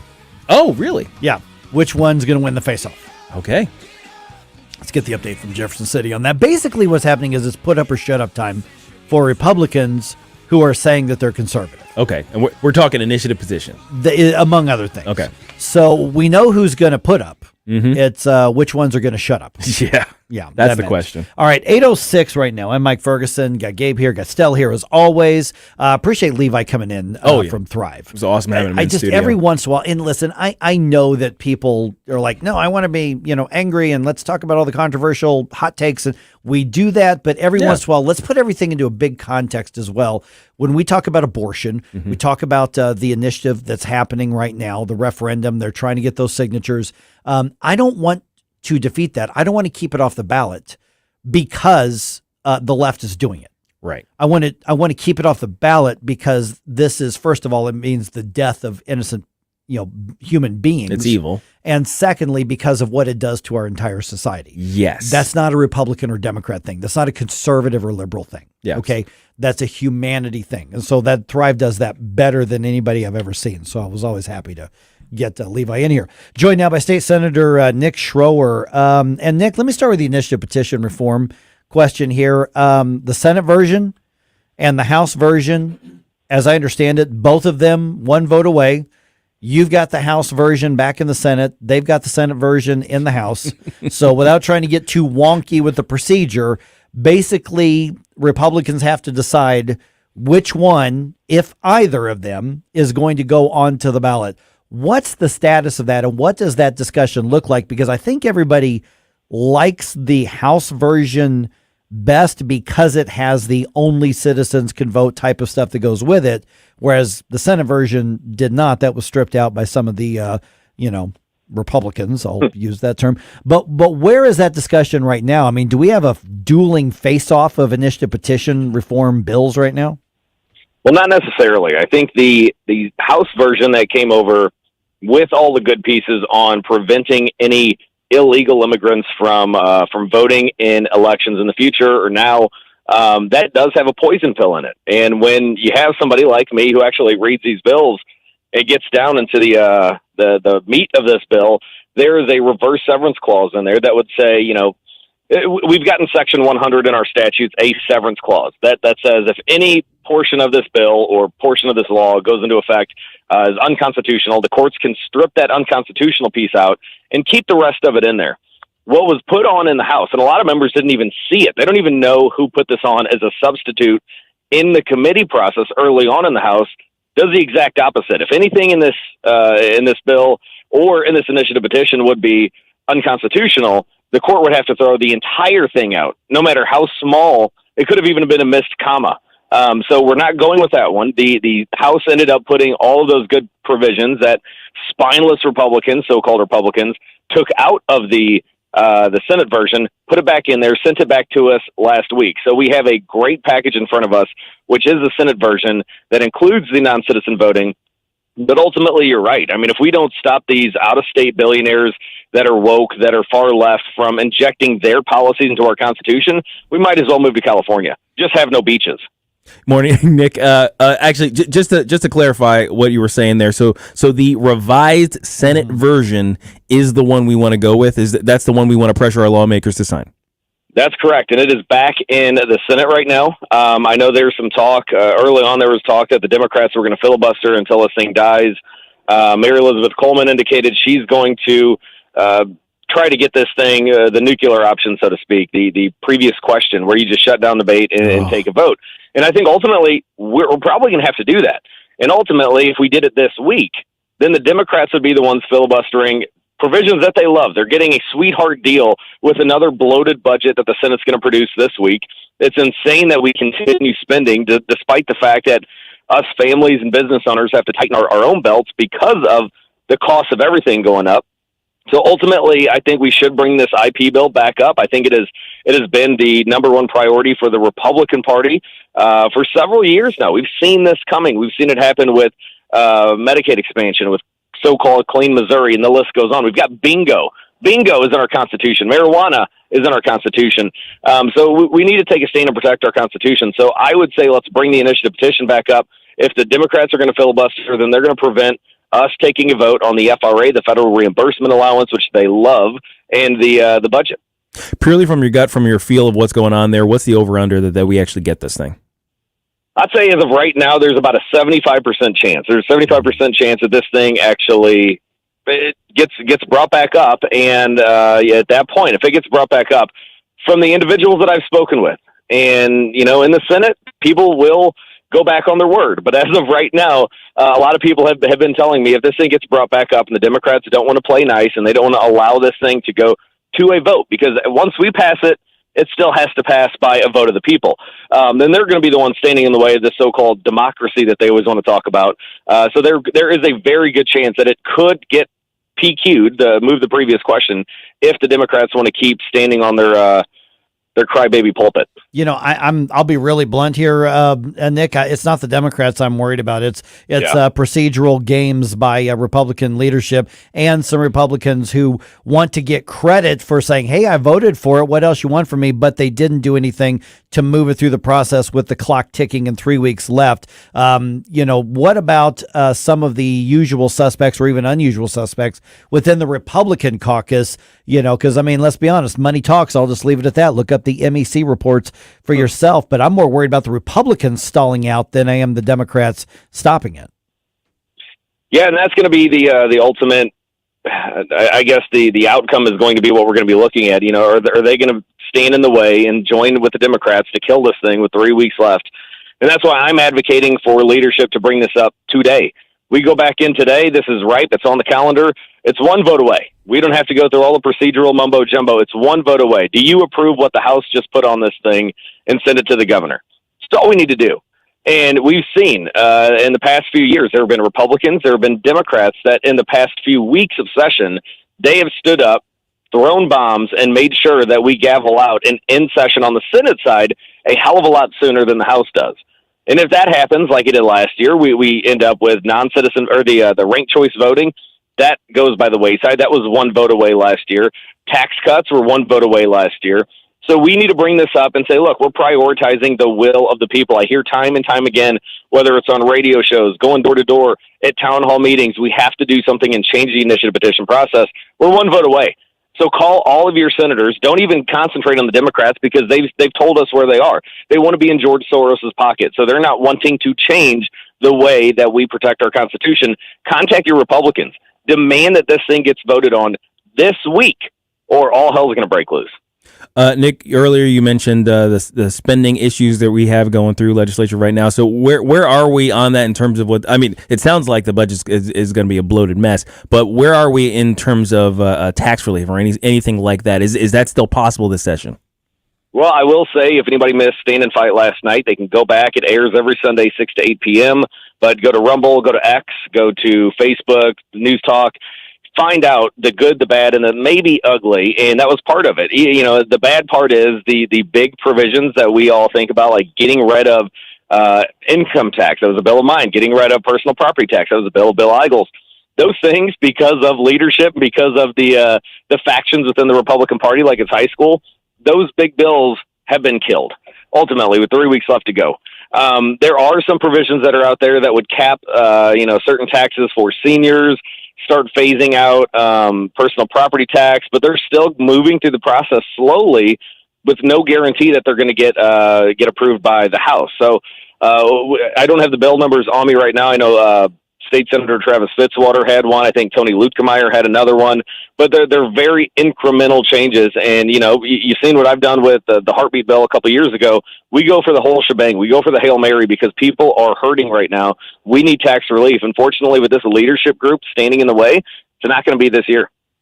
We're visiting with State Senator Nick Schroer. Just a minute or so left here, Nick. Let me ask you, switch topics here, about 300 arrests made on college campuses around the country, and about a third of those were in St. Louis. Over 100 pro-Hamas protesters, pro-Palestine, anti-Israeli protesters happening. A lot of elected officials, Democratic elected officials, cheering them on, angry that the police responded and evicted them from trespassing on private property. What's your take on this now coming to St. Louis? We knew there was going to be something eventually, but I didn't expect 100 arrests out of this whole thing. So what's your take on this, and particularly a bunch of elected politicians deciding to get involved in locking arms literally with those people who are supporting Hamas, literally?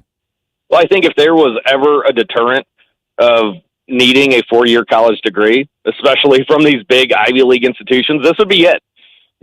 Saying that you're sending your kids spending hundreds of thousands of dollars to see them become, locking arm in arm with people chanting "Death to America," like we saw, I think it was in Dearborn, Michigan. Death to America on college campuses, Death to America, with all of these individuals claiming that Republicans are the ones that are bad, that Israel is the ones that are bad. And, last night I played a clip from Ron Paul that was from 2001, and he illustrates my position on this entire mess, all of this spending, all of these wars going on, and it sounds a hell of a lot like the MAGA movement. Look, we don't want to get involved in wars. We don't want to, get involved in these fights that we're going to be spending millions and billions of dollars on. And back in 2001, he was saying the exact same thing that's happening today. We're funding two sides of a war, sending our boys and girls over to harm's way, and we're getting nothing out of it, and we're not even protecting our own border. We need to start prioritizing our country, our people, and I don't understand why it's so hard for these college students to understand that. Maybe it's because they're getting a free North Face pop-up tent, to match all of their friends, but it's clear from looking at a lot of these videos that have, I don't know if it's Daily Wire or the Daily Caller or whoever it is that's been doing these interviews at these protests. But a lot of these kids, I'd say the vast majority of these kids, have no stinking clue what they're debating, what they're standing in the way of. And they're asking their friends. They're all wearing their masks. They all have their banners that have been given to them, probably by a George Soros, 501c3 or whatever the hell it is. But, this just goes to show the rot of America is starting at college campuses, and it's sad. I think Mike Rowe, just real briefly, Mike Rowe, I forgot to mention this last night on Stand and Fight. Mike Rowe has a new statistic that Gen Z has been polled on the importance of a 4-year college degree. This used to be a top 3 issue. Out of 50 issues, top 3 issue used to be, now it's 47 out of 50. People are waking up. All right, State Senator Nick Schroer heading back to the state capitol today. We've already tagged you on the social media website. Where do you want people to connect with you online? Just go to nickschroer.com. It'll link you up to the X, to the Facebook. And if you missed anything from last night, on X and on Rumble and News Talk, find Stand and Fight. It airs every Sunday, 6 to 8 p.m. here on News Talk STL. All right, we'll talk to you again soon, my friend. Thanks. God bless you, boys. Thanks, Nick. All right, 314-912-1019. I'm actually kind of encouraged that the getting a college degree is sliding down the list of priorities, given the state of the academy right now. Yes, stay away from those places. And I say that, we're in a room full of 3 guys who have college degrees, but it's not as important as it used to be at all. For most people. All right, let's dump some news on you here, including some updates from the entire mess at Washington University over the weekend. We'll do that around 8:21 here at 101.9 94.1 News Talk STL. For podcast articles and more, find us on newstalkstl.com. Get up. It's Mike Ferguson in the morning. Stop right now. I have had enough of this. Turn my eyes to your indifference. Stop right now before you blow us all away. Hey, I'd like you to get to know Dr. Daniel Cusimano and Dr. Megan Dwyer. Those are dentists and my dental team, along with their dental team at Advanced Dentistry of St. Charles. You know, whether it's economic value with their dental savings plan and their real concern about giving you value, which is, of course, quality at a great price, or whether it's their personal values, their dedication to absolute precision. I can tell you when I go in and get my treatment there, or just a cleaning, whatever, it's always, I get this feeling it's like laser guided precision. Well, yeah, they have lasers, but they don't do that for everything. Of course, it's the right tool for the right job. Whether it is dental implants, whether it's just general dentistry, cosmetic dentistry, and by the way, he can use some Botox in all the right ways for those applications as well. You'll find the greatest of care, the greatest value delivered with people who have real values, the values we share at Advanced Dentistry of St. Charles. Get to know them by calling 636-978-0226, 636-978-0226, or advanceddentistrynow.com. That's Advanced Dentistry of St. Charles. Mike Ferguson here. Retirement should be a time you can relax. No more stress from work. But there's one thing you can't forget about when retiring. That's your money. Do you have enough saved to fund your income for life and keep up with inflation? How will you claim your Social Security benefits? And what about long-term care? The ClearPath Wealth Management Group at Stifel is here to help answer all of these questions. You can hear their latest views on the markets and investing during On the Money, hosted by Stifel financial advisors Bob Stockdale and Eric Robert, every Saturday morning at 9, right here on News Talk STL. They can help you get organized, guide you through critical retirement decisions, and create an investment portfolio designed around your needs. To schedule your free retirement plan consultation, go to clearpathinvesting.com. That's clearpathinvesting.com, or call 636-695-2650, 636-695-2650. Stifel Nicholas and Company Incorporated, member SIPC and NYSE. I heard the call to serve, so I answered. I earned a title and discovered my purpose. I found belonging, an unbreakable bond with my fellow Marines. We fought to overcome adversity together in defense of our nation and its people. I've lived a full life, rich with meaning. And even though I no longer wear the uniform, I am still a Marine. My service has come full circle. I will always look after those around me. I will always uplift and support my country and my community. Because that is the promise I made. That is what it means to be a Marine. Semper Fidelis. Always faithful, always Marine. Thanks for taking my call. News, analysis, opinion. Radio news junkie. Love every bit about it. News Talk STL.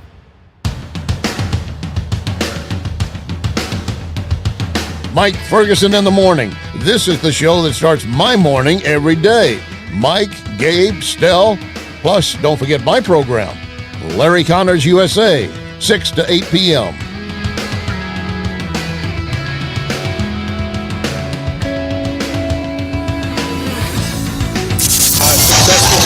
Wake up, America. It all worked out. They got all the news. The morning news dump. All right, to my surprise, Washington University decides they don't want anti-Semitic bigots camping on their pretty lawn and actually have them arrested. Yeah. Multiple St. Louis politicians voiced their support for the bigots. Get to that here in a minute. It is official. Red light cameras are on their way back to the city, at least until the courts shut them down again. And it was a beatdown handed out by the Battlehawks in D.C. It was a thing of French chef's kiss. Yes. Beauty. Absolutely. All right. 8:23 right now. Gabe Searstell's here. I'm Mike. Over 100 fringe pro-Hamas activists were arrested, and at least 3 police officers were hurt over the weekend at Washington University. With the vocal support of some St. Louis city and county politicians, the activists tried to set up an encampment to protest against Israel. And at one point, they bragged about this. I saw this on their social media accounts. These aren't accusations coming from us right-wingers. The leftists were bragging about this. At one point, they included young children in their human chains. Literally, lock arms, kid. Get ready for the man to come after you, putting children in that situation. Yeah, because, hiding behind children as human shields is par for the course for people who support organizations like Hamas. Exactly. That's standard. When they did not leave the private property, they were arrested. The left-wing extremists say all of their comrades have been released. Police and prosecutors say charges are pending, and in some point, these charges could include assault. Comrade is the right word. It is. I picked that one on purpose. I done that on purpose. All right. And speaking of Hamas and the terrorist organization, there are talks ongoing that the U.S. is trying to pressure Israel into standing down still. So stupid. Secretary of State Antony Blinken is in Saudi Arabia today meeting with Arab leaders, and an Israeli foreign ministry official says Blinken is then going to be in Israel tomorrow as talks continue for a potential ceasefire and hostage release deal. White House National Security Communications Advisor John Kirby was on This Week on ABC with updates. Hamas has not fully rejected it. They are considering this proposal on the table. If we can get that in place, then that gives you 6 weeks of peace. It gives you no fighting for 6 weeks, and that includes no fighting in Rafah. And what we're hoping is that after 6 weeks of a temporary ceasefire, we can maybe get something more enduring in place. Okay, what that means is 6 weeks of rearming, resting, and getting soldiers and terrorists back ready to attack more in Israel. This is literally re-equipping and restocking Hamas is what a 6 week ceasefire would do. I don't understand these negotiations because on the one hand, it's hey Hamas, if you would surrender all of the people who did all the raping and pillaging and give us back our hostages, we have peace. That sounds actually reasonable. The other side is saying, hey, if you would simply endure the occasional raping and pillaging of your countrymen, we can have quote unquote peace. Yeah. No, that's not how it would work. And the United States used to not negotiate with terrorists. Yeah, that used to be our standard policy. That's obviously not the policy anymore. No, not once the terrorists got elected, I guess. Yeah. Precisely.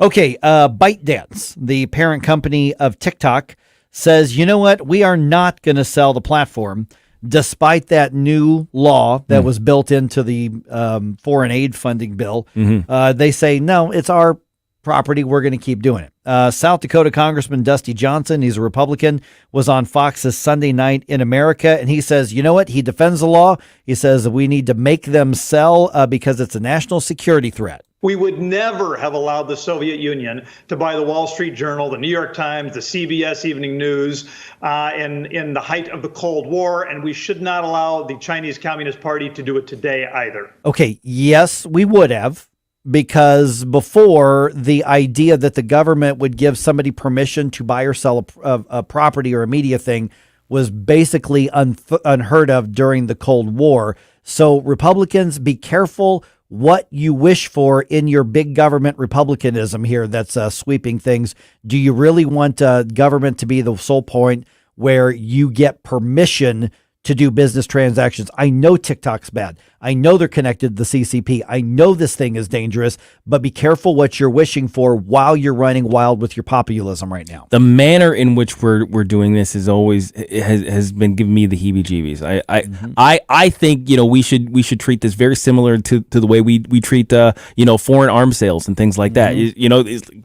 There are products that we say that the government can say you can't sell that to X country or whatever, but we need to be really, really, really careful about the way we go about this. This is a baby step away from you can't put that on television or radio because we think this is going to usurp national interest. You can't say that. Yeah, I'm getting Patriot Act vibes, basically, is what I'm saying. It's like, hey, it sounds really good on the surface, but you start looking in those details and all of a sudden your liberties are gone. And I think the intent is good, too. Yeah, I think absolutely. Some of the biggest mistakes we've made in this country were made with good intents. Yeah.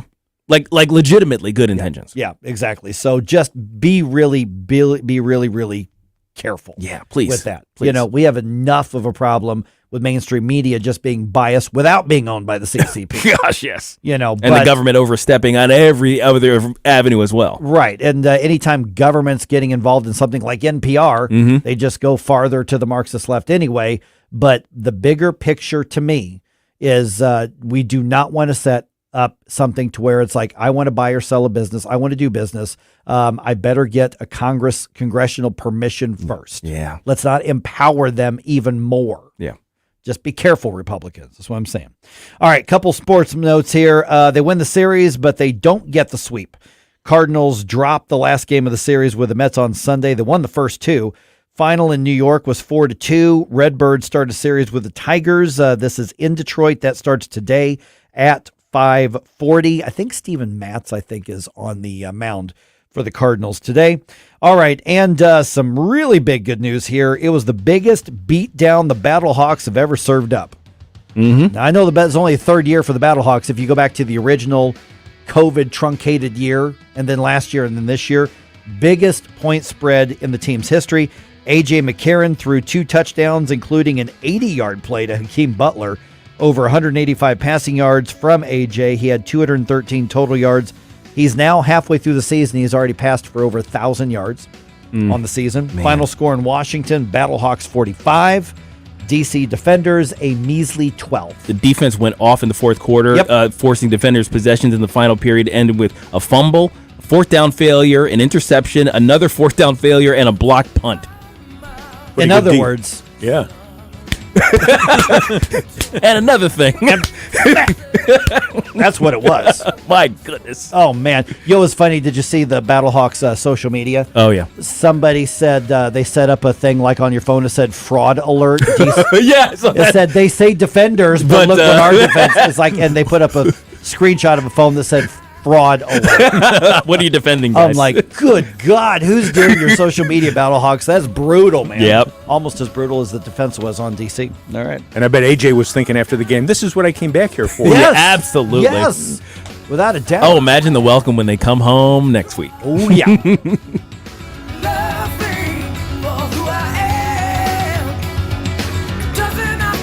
We give you news, analysis, opinion, and more. Only on News Talk STL. MIike Ferguson in the morning. From the Michael's Flooring Outlet Weather Center. After overnight storms and a few morning showers, clouds break up as we head into the afternoon. Still, could see a pop-up shower or thunderstorm this afternoon, mainly south and east of St. Louis, but it's a low chance. Highs in the mid-70s today. We cleared tonight, and with calm winds, let's watch for some fog development. Could be thick in a few spots early Tuesday, down to 56 for the low. But tomorrow's mostly sunny, fairly warm too, up to 82 Tuesday afternoon. That's your first alert forecast. I'm meteorologist Matt Cheney. South Dakota Governor Kristi Noem bragged about killing her hunting dog, and as a South Dakotan, I'm disgusted. I'm Tommy Lahren. More next. You can host the best backyard barbecue when you find a professional on Angie to make your backyard the best around. Connect with skilled professionals to get all your home projects done well. Inside to outside, repairs to renovations. Get started on the Angie app or visit Angie.com today. You can do this when you Angie that.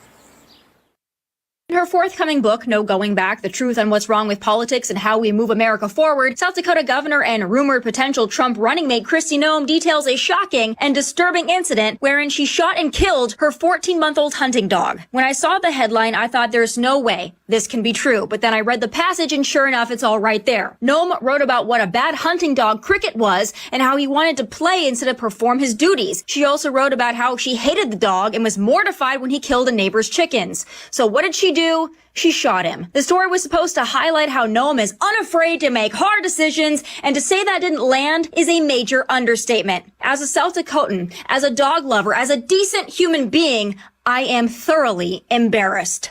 I'm Tommy Lahren, and you can watch my show, Tommy Lahren is Fearless, at Outkick.com. From home improvement to replacement, do-it-yourself electrical projects can be shocking. That's where Grasser Electric can help. They've been lighting up St. Louis for years. From ceiling fans and dimmer switches to repair or replacing your electric. No job is too big or too small for your home or business. Grasser Electric will even install emergency backup generators. So call Grasser Electric today before the sparks start to fly. 636-441-5200 or go to grasserelectric.com.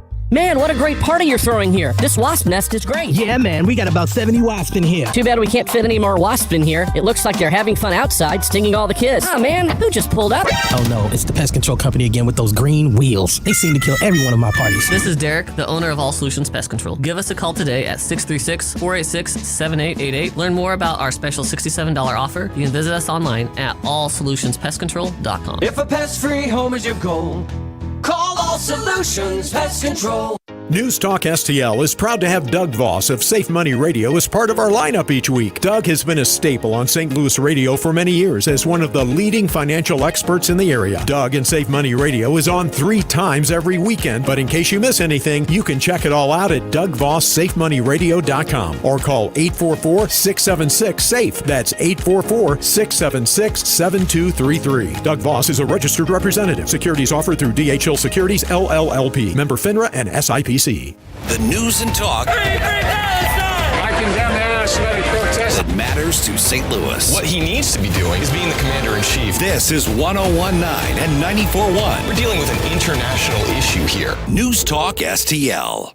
Dan Bongino here. Keep it on News Talk STL because my show starts at 11 a.m. Right now, it's back to MIike Ferguson in the morning.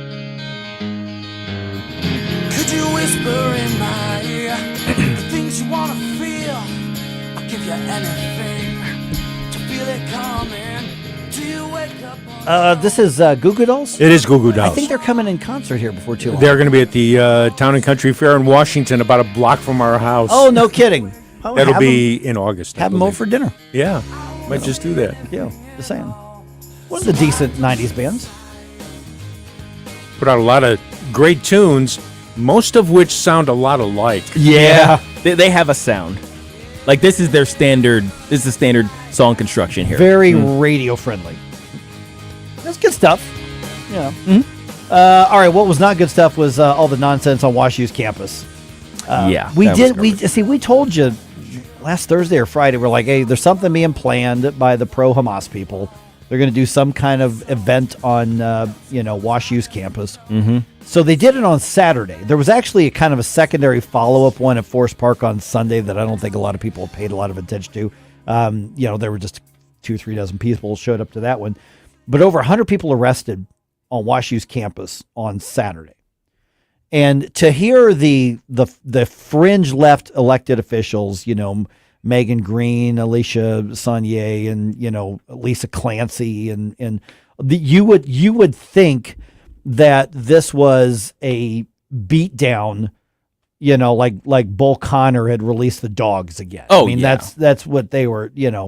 Can't believe the force and they were used and they were arrested. Okay, so let's go back over what actually happened here. Mm-hmm. So they're going to have their protest. They're going to have their little shindig. And when we even said that, we're like, I don't know what it's going to be. Washington University didn't tell them they couldn't have a protest. Washington University said, no, you're not going to set up tents and occupy. Yeah. Now, there's a little bit of a difference there. I am not an apologist for Washington University. I'm surprised that they actually pushed back. Seriously, yeah. I really am, because they are so freaking left wing. I thought that they would cower. But I don't know, maybe it's because they were going to kill the grass or something. And the donors, there's a donor who loves the grass. I don't know. Who knows? It's WashU. I don't know. But WashU said, this is private property. We will not permit an encampment. You must leave. And they decided to lock arms, say, we have demands, let's negotiate. And WashU essentially responded, and I'll put words in their mouth, I'll paraphrase, did you not hear what I just said? Yes, they really pulled out the whole, full on bad cop parent. Yeah, act. It's like, hey, I'm giving you to the count of 3. That's right. I'm giving you the count of 4 hours, okay? Because they were given hours of notice. Dakota. That's right. Dakota. I'm serious. I mean it this time. Better believe it, buddy. And so the police are staging. Yep. And then you get these elected officials who were basically saying, let me pass the police line. I'm going to talk to the administrator. I'm going to de-escalate. Don't you know who I am? Yeah, don't you know who I am? There it is. And the police said, disperse or you're going to be arrested. Yeah, you too. Right. And Jill Stein, the Marxist who's running for president on the Green Party, ticket, she was there for whatever reason. She was there arm in arm with Megan Green and Alicia Saunier and all of these anti-police, politicians. And the time came, and then this big wall of police officers took them down. Mm-hmm. I mean, and then they were whining and complaining about they hurt us. They did not have to use that kind of force. Yeah, they did, because you wouldn't leave after you were told to get off the private property. You locked arms and you made it clear you were going to resist. So you're lucky that they didn't get out the tasers and the batons up upside your skull. Yeah. There was.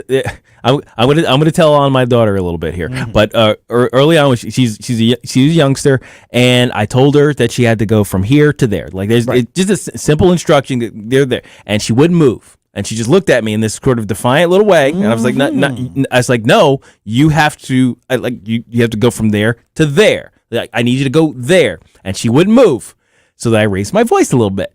That scared the bejeebus out of her. I use what was hence called the daddy voice. That's right. Which and that's basically you get a little bit extra volume and a little bit extra bass, and all of a sudden you realize that there is a God. Yeah. And I just simply copied my dad. But but she moved and she was crying. She's like, "You didn't have to yell," is what she said. And I said, "You didn't hear me the first 2 times I told you." Yep. And that's basically what he's like. Hey, you didn't have to be so rough on them. You didn't hear them the first time they said move, or you will be moved. There was actually floating around on Twitter a Venmo account to help bail out these. Oh, gosh. It costs like $70,000 a year to go to school at Washington University, but they're begging for bail us out money. Put it on your tab. And by the way, one of the police officers, multiple reports say, has what's being described as a severe concussion. Yeah. Another one has a broken finger, literally a broken bone. Mm-hmm. Another one has a groin injury, whatever that means. Mm-hmm. I don't know if somebody got kicked at him, or I have no idea. Mm-hmm. So we got 3 injuries, and that's going to be in addition to the bumps, bruises, and scratches that come up with it. Mm-hmm. And so you've got these St. Louis City politicians showing pictures of somebody with a bruise where they ended up on the ground with police officers arresting them, talking about that's excessive force, and they can't believe they wouldn't even talk to us. We're not negotiating with you. So for once, Wash U gets something right, and it is private property. Now, if they just decided to have their protest and do their signs, okay, I would say that a university would probably have some sort of academic obligation to let them speak. Sure. And of course, considering the message, I think WashU would probably agree. Yeah. They probably agree with all these protesters. Right. Absolutely. They, because that's where you're supposed to exchange ideas, but that's not what WashU said. WashU said you can't set up a camp. Right. This is it's a bad precedent to let them set up a camp. Right. They saw what's happened at Columbia. They saw what's happened at USC. They saw what happened in Austin. They saw what happened in New York University. They saw what happened at all these places. They're like, we're not going to do this. We can't do that. And so credit where credit's due. WashU did one thing right, and then you got the politicians. One of them, Alicia Saunier from the St. Louis City Board of Aldermen, or Saunier, however she wants to say it. Doing a video mocking the police, mocking the police presence, basically saying we're peaceful. We're sending all these resources out here to take out these peaceful protesters, and there are people being shot and murdered in the city, and they can't get a response. Why? Because they're all here. Well, there were people getting shot in St. Louis City because you've defunded the police, and you're running a pro-criminal policy. And then she was talking about they say we supposedly have a deficit, a shortage of police officer staffing, which you do, and yet they can send all of these out here. So essentially she's arguing our illegal activities should be allowed to happen because we've defunded the police. And there's worse illegal activity out there because we've defunded the police. It's so disingenuous and stupid. Yeah, it's ridiculous. Which when I saw that over 100 people were arrested, now how many of them are going to be actually charged? I don't know. There will be some who are charged. But remember, for these far leftists, this is a badge of honor for them. So let them earn it. Yeah. Actually prosecute them. Yeah. Give them a record. Yeah. And since this happened in the county, Wesley Bell, ball is in your court. Yeah, you can do something about this. What are you going to do? I think that there is a shift away from supporting these fringe activists, including them of the Democrats. Let's be honest, these fringe activists are embarrassing to actual old school Democrats. You know, the new squad types. Like Cory Bush put out an absolutely evil statement saying, I stand with the anti-war protesters. They're courageous, etc. Anti-war, the so-called Palestinians, Hamas, they started the war, you idiot. It's their war. You liar. You know, and so they're the ones who started the war. So they're not protesting in an anti-war stance. They're protesting in a pro-war stance. They just don't like that their side's getting beat. Yeah. They're protesting in favor of Hamas. Right. See, if they get the ceasefire, if they get the ceasefire they want, Hamas is the winner in that situation. Oh yeah. You know, if they get the Palestinian state that they want, right, Hamas is the winner in that situation. And because Hamas is the winner, Israel is the loser. You get more October 7th. Well, I don't even think they care about Palestine winning. I think what really comes down to is they want the Jewish people eradicated from the earth. They want Israel eradicated. That's what they want. Yeah. They just don't want to say it like that because it makes overt what they are trying to keep subtle, which is their anti-Semitism, their bigotry. And we've got some of those people, frankly, in our ranks trying to cause trouble from time to time. We just need to make sure we keep vetting them out. Yeah, keep them on the fringe where they are. Yeah, and you can say whatever stupid thing you want, and I encourage you to say whatever stupid thing you want so that we know to vet you out. But the left is embracing them right now. Yeah, this is on you on the left. Yeah, well, it's not just that they're embracing the anti-Semitic elements of the world. They're originating a lot of this anti-Semitism. They're the academic center. They're giving the veneer of credibility that a lot of this stuff has in the past it's gone for. You got to remember that all that final solution stuff was developed in academia in Germany. Right. It was there were a lot of PhDs involved in all that garbage. Oh yeah, without a doubt.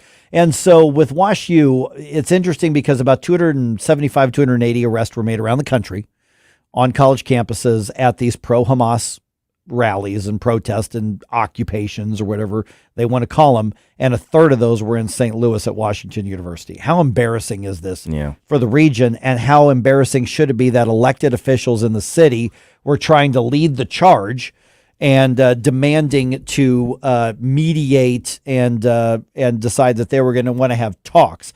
Listen, you don't talk with these petulant children. If they don't disperse when they're told on private property, then they're arrested. Yeah. They resist. They keep their arms locked up. Do whatever you need to do to make it nice and easy to take them in. And if if they get hurt, they get hurt. I just don't care. Yeah. The thing about the police is there is an escalation. There's necessarily an escalation. So it's hey, follow this order. I'm going to ask you, sir, to follow this order. It's like you don't follow the order.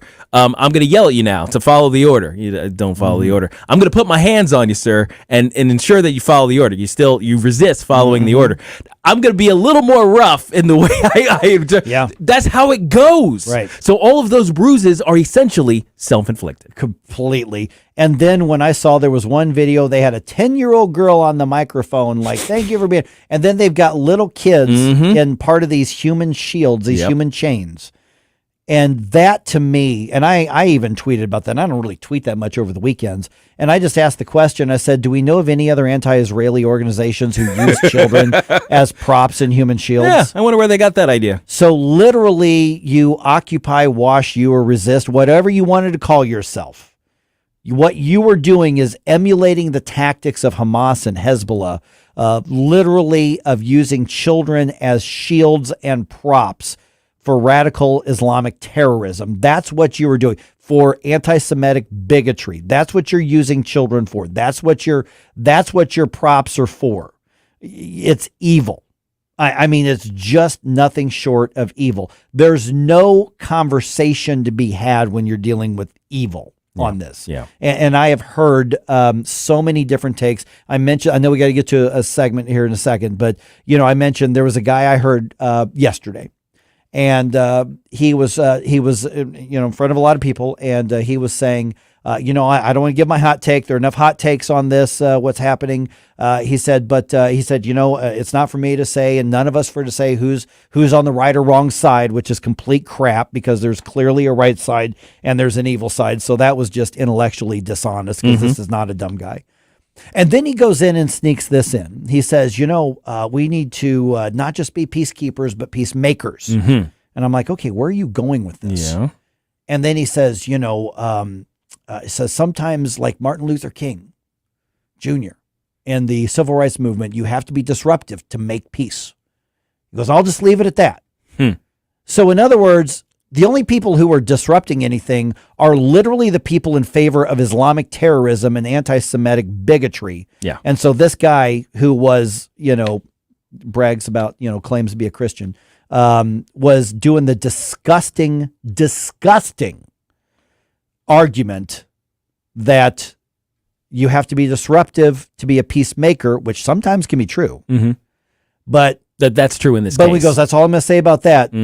Only one side is being disruptive, and it ain't the peacemakers. It is not the peacemakers. It's the war makers. It is the people who want to completely genocide the Jewish people off. And it was just gross and disgusting that somebody was making that comparison to it. Yeah, the intellectual dishonesty on that side is just, it's off the charts. Unbelievably dishonest. Yep. All right, 314-912-1019. Got any thoughts on that? Let's talk about it.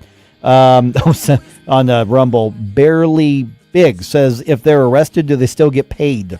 By Soros?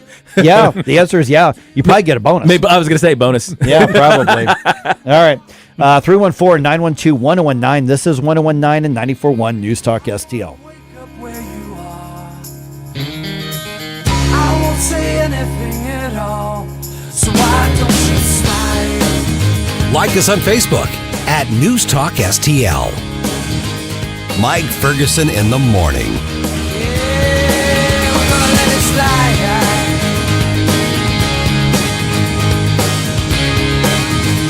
Dreaming of upgrading your outdoor space? STL Fenceworks is the choice for you. Our skilled craftsmen build custom fences from modern vinyl to classic ornamental, fitting your style and budget. Elevate your outdoor living with low-maintenance decks designed to relax and entertain. We choose only top-quality American-made materials, ensuring your project is built to last. Your satisfaction is our passion. With over 50 years of experience, custom designs, and exceptional customer service, visit stlfenceworks.com today. Some days I cover up because of my moderate to severe plaque psoriasis. Now I'm hitting the road with clearer skin thanks to Skyrizi, Risankizumab Riza, a prescription-only 150 milligram injection for adults who are candidates for systemic or phototherapy. With Skyrizi, 3 out of 4 people achieved 90% clearer skin at 4 months. And Skyrizi is just 4 doses a year after 2 starter doses. Don't use if allergic to Skyrizi. Serious allergic reactions and an increased risk of infections or a lower ability to fight them may occur. Before treatment, your doctor should check for infection and tuberculosis. Tell your doctor if you have an infection or symptoms such as fever, sweats, chills, muscle aches, or cough, or if you plan to or recently received a vaccine. Thanks to Skyrizi, there's nothing on my skin, and that means everything. Ask your doctor today about Skyrizi, the #1 dermatologist prescribed biologic in psoriasis, and visit skyrizi.com or call 1-866-SKY-RIZZI to learn more. Tim Jones and Chris Arps in the afternoon. What new chaos and crises did Joe Biden start over the weekend? We'll discuss at 4:25 with former U.S. Senator Jim Talent. Red State Headlines at 5:25 with Susie Moore. Tim Jones and Chris Arps. Weekdays at 4 on News Talk STL.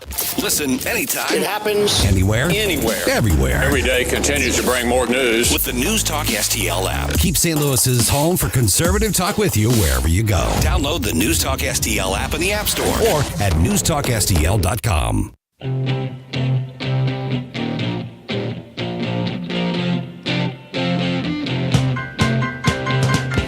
Bill O'Reilly here. Check out the O'Reilly Update this afternoon at 3:45. Right now, it's back to Mike Ferguson in the morning on News Talk STL. The conversation on Rumble's gotten a little spicy. Oh, really? Okay. Yeah. Solutions are being offered to disperse the crowd. You want to? if you want to see that. Solutions. Spicy solutions. Yeah. Okay. Go ahead, All right. go ahead and check that out because there's a bunch of them that came in. Let me scroll up just a little bit here. It's our new afternoon show on the weekends. Yeah. Spicy solutions. Per legal, we are not endorsing nor co-signing any of these publicly. By the way, for everybody who's if you're watching this on Rumble right now or Facebook or YouTube or any of those, go ahead, if you could hit the like. The thumbs uppy up, thing, like, share also. Yeah, there's like and share, but especially the like. Yes. If you could do that, that actually helps the algorithms and helps us magnify your voice in front of other people, and it doesn't cost you anything.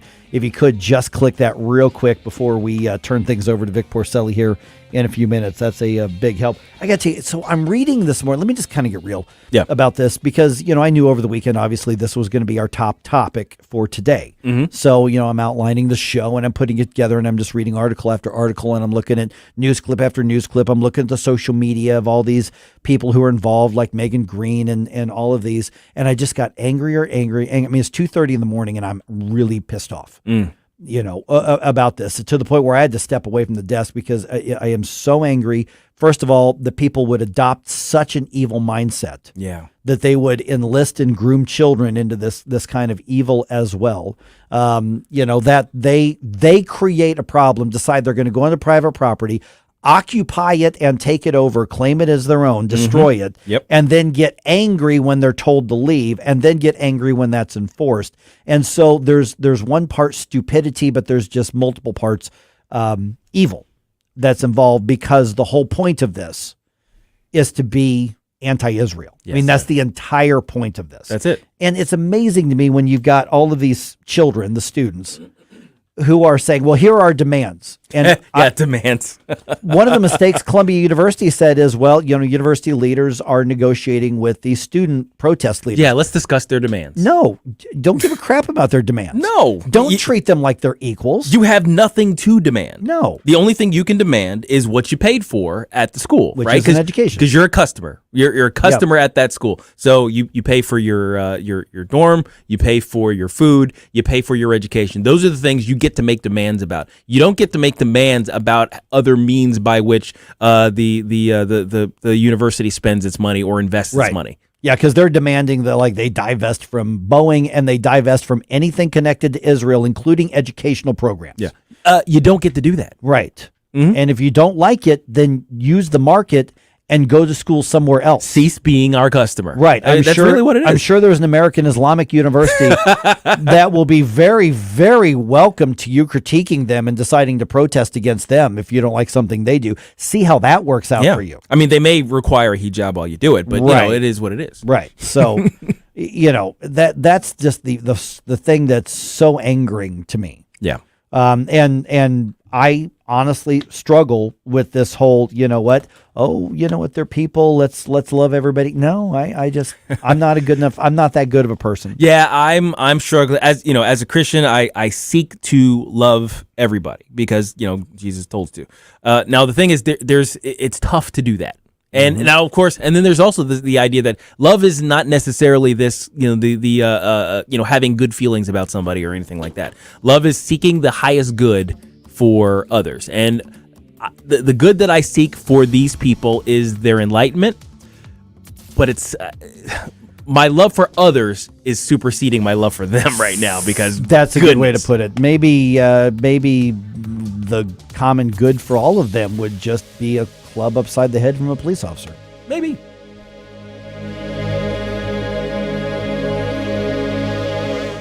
Always be clear where you get your conservative talk. The St. Louis Business Journal is now reporting that liberal billionaire George Soros is the largest shareholder of Odyssey, the parent company of KMOX and 97.1 Talk. Soros' maneuver raises critical questions about the future of media ownership and influence. Money and attention is power. And when he has the money and he controls what's on the radio stations, he's going to be able to control the minds, potentially hundreds of millions of Americans. St. Louis's trusted source and number one for conservative talk. This is News Talk STL.